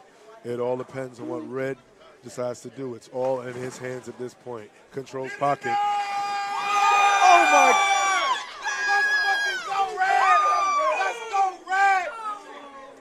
And you know what? As the carpet crashes out, Jason Red is indeed swagged out, and swag may be out of this building. Depending on whether he keeps the ball in the lane or not, he may be leaving with the World Championship of the UBA. Keith Perry is still going to throw punches because anything can happen. Jason Red still has to finish, but mathematically, thus far, we may be looking at a new world champion. You ever hear that statement? You never wake up a sleeping giant. Yes, I have. When you say that you're going to come out here and destroy your opponent, fight back, and you say it to his face, you woke up a sleeping giant. And I know you're a fan of destruction. Yes. And you know, and a proprietor of it. But sometimes that another biblical adage is, you know, death is of the tongue. Life and death is in the power of the tongue. But at the same thing, you got to make it happen. Yes, you do have to make it happen. I've never been a person who believed in waking up your opponent. That's true. Let them stay asleep. If they sleep, let them stay asleep. But you know what? Faith without works is also dead. That's and true. Keith Perry has put in a lot of work to get to this point. He deserved to be here. As, you know, Andre Harrison said, he saw him in Virginia compete against one of the best world champions. And he's here, and no matter what, he didn't lay down for anybody. Next ball that Jason Red throws, he'll win this game. If this is truly the end for Keith Perry's reign, In terms of his world championship reign. in terms of his world championship reign, I would say hold your head proud, man. Indeed, I agree. Hold your head proud. You hell of a fight.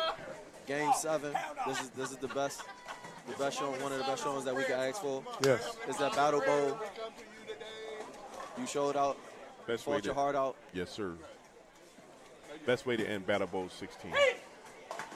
I told you. He cannot keep throwing it right there. And understandably so, Keith Perry very frustrated with himself. He has nothing to be ashamed of. He was a part of one hell of a telecast, one hell of a contest. Unfortunately, the history books will show that he is not the victor on this day. Yes. but a V is only but a half of a W, but he is not a half of a champion. And he will still be recognized as your Northeast heavyweight champion. Yep. On this day, he will be in a classy fashion. He will be handing over to another classy competitor in his own right, Jason Red, who showed that it doesn't matter how, but it's all about how many. And he showed that the boxers work the body, the head will eventually fall. He stayed with those body shots. He stayed the course, and he ignored the red lights.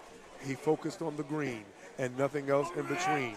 And you are looking at the winner and new World UBA champion, Mr. Jason Red. Jason Red. Just had to keep the ball on the lane. Yes. At this moment with that first ball, he has 235.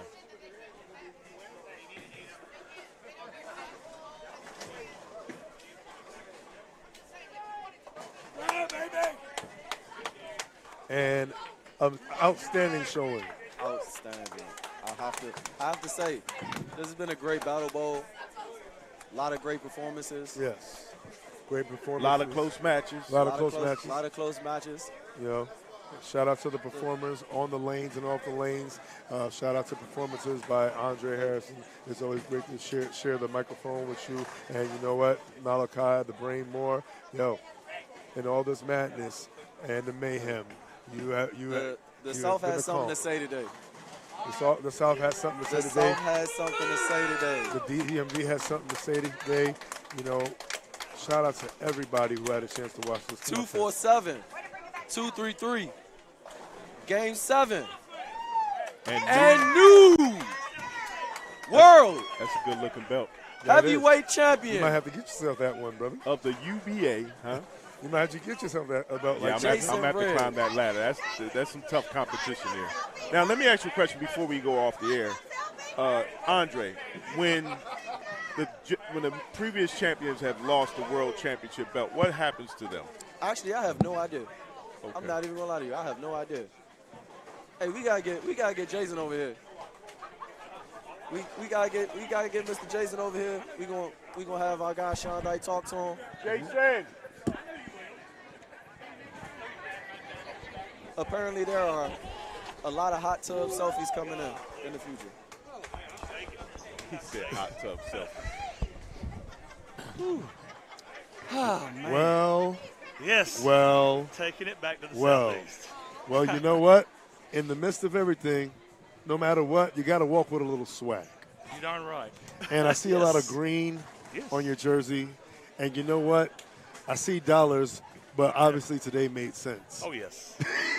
Oh, yes, absolutely. And now, again, shout out to one Keith Perry. Yes. An outstanding competitor. Oh, man. Well, he showed up. He showed out. And he showed us that he does deserve and always will deserve to be on this stage. Oh, absolutely. But also, any words to those who want to count out the seasoned bowlers out here, the ones who've been around here for a while, all the hard hitters want to throw haymakers, you have to understand jabs to the body take effect too. Oh, yeah, absolutely. Yeah. And I tell you, nobody thought I'd even get here. And here I am with the belt. Yeah. With the world belt. Nobody even thought I could even be the Southeast champ. Well, you know but what? Now I'm the world champ. How about that? Well, everybody has an opinion, but we also know what those opinions, in terms numerically, also count as. And you can have those, but don't be those. Yeah. And he definitely showed up. He came here, and I noticed that you focused mainly on pocket control in the midst of transition. I noticed that you love to adjust with the oil as opposed to against it. Yes. And you kept it simple. Yep. You kept simplicity. I found the ball that tried to give me the most area. Exactly. It forgave me a little bit, and then tried to tweak it to make sure I could try to carry. Indeed. That was my biggest concern. I was in the pocket pretty much the whole time. I threw a bad ball here and there, but I was in the pocket constantly, just trying to get the 10 out. Yeah, and you know what? So, and it finally it started paying off. When it started breaking down a little bit, I started getting a little better carry, and that's what helped me. There you go.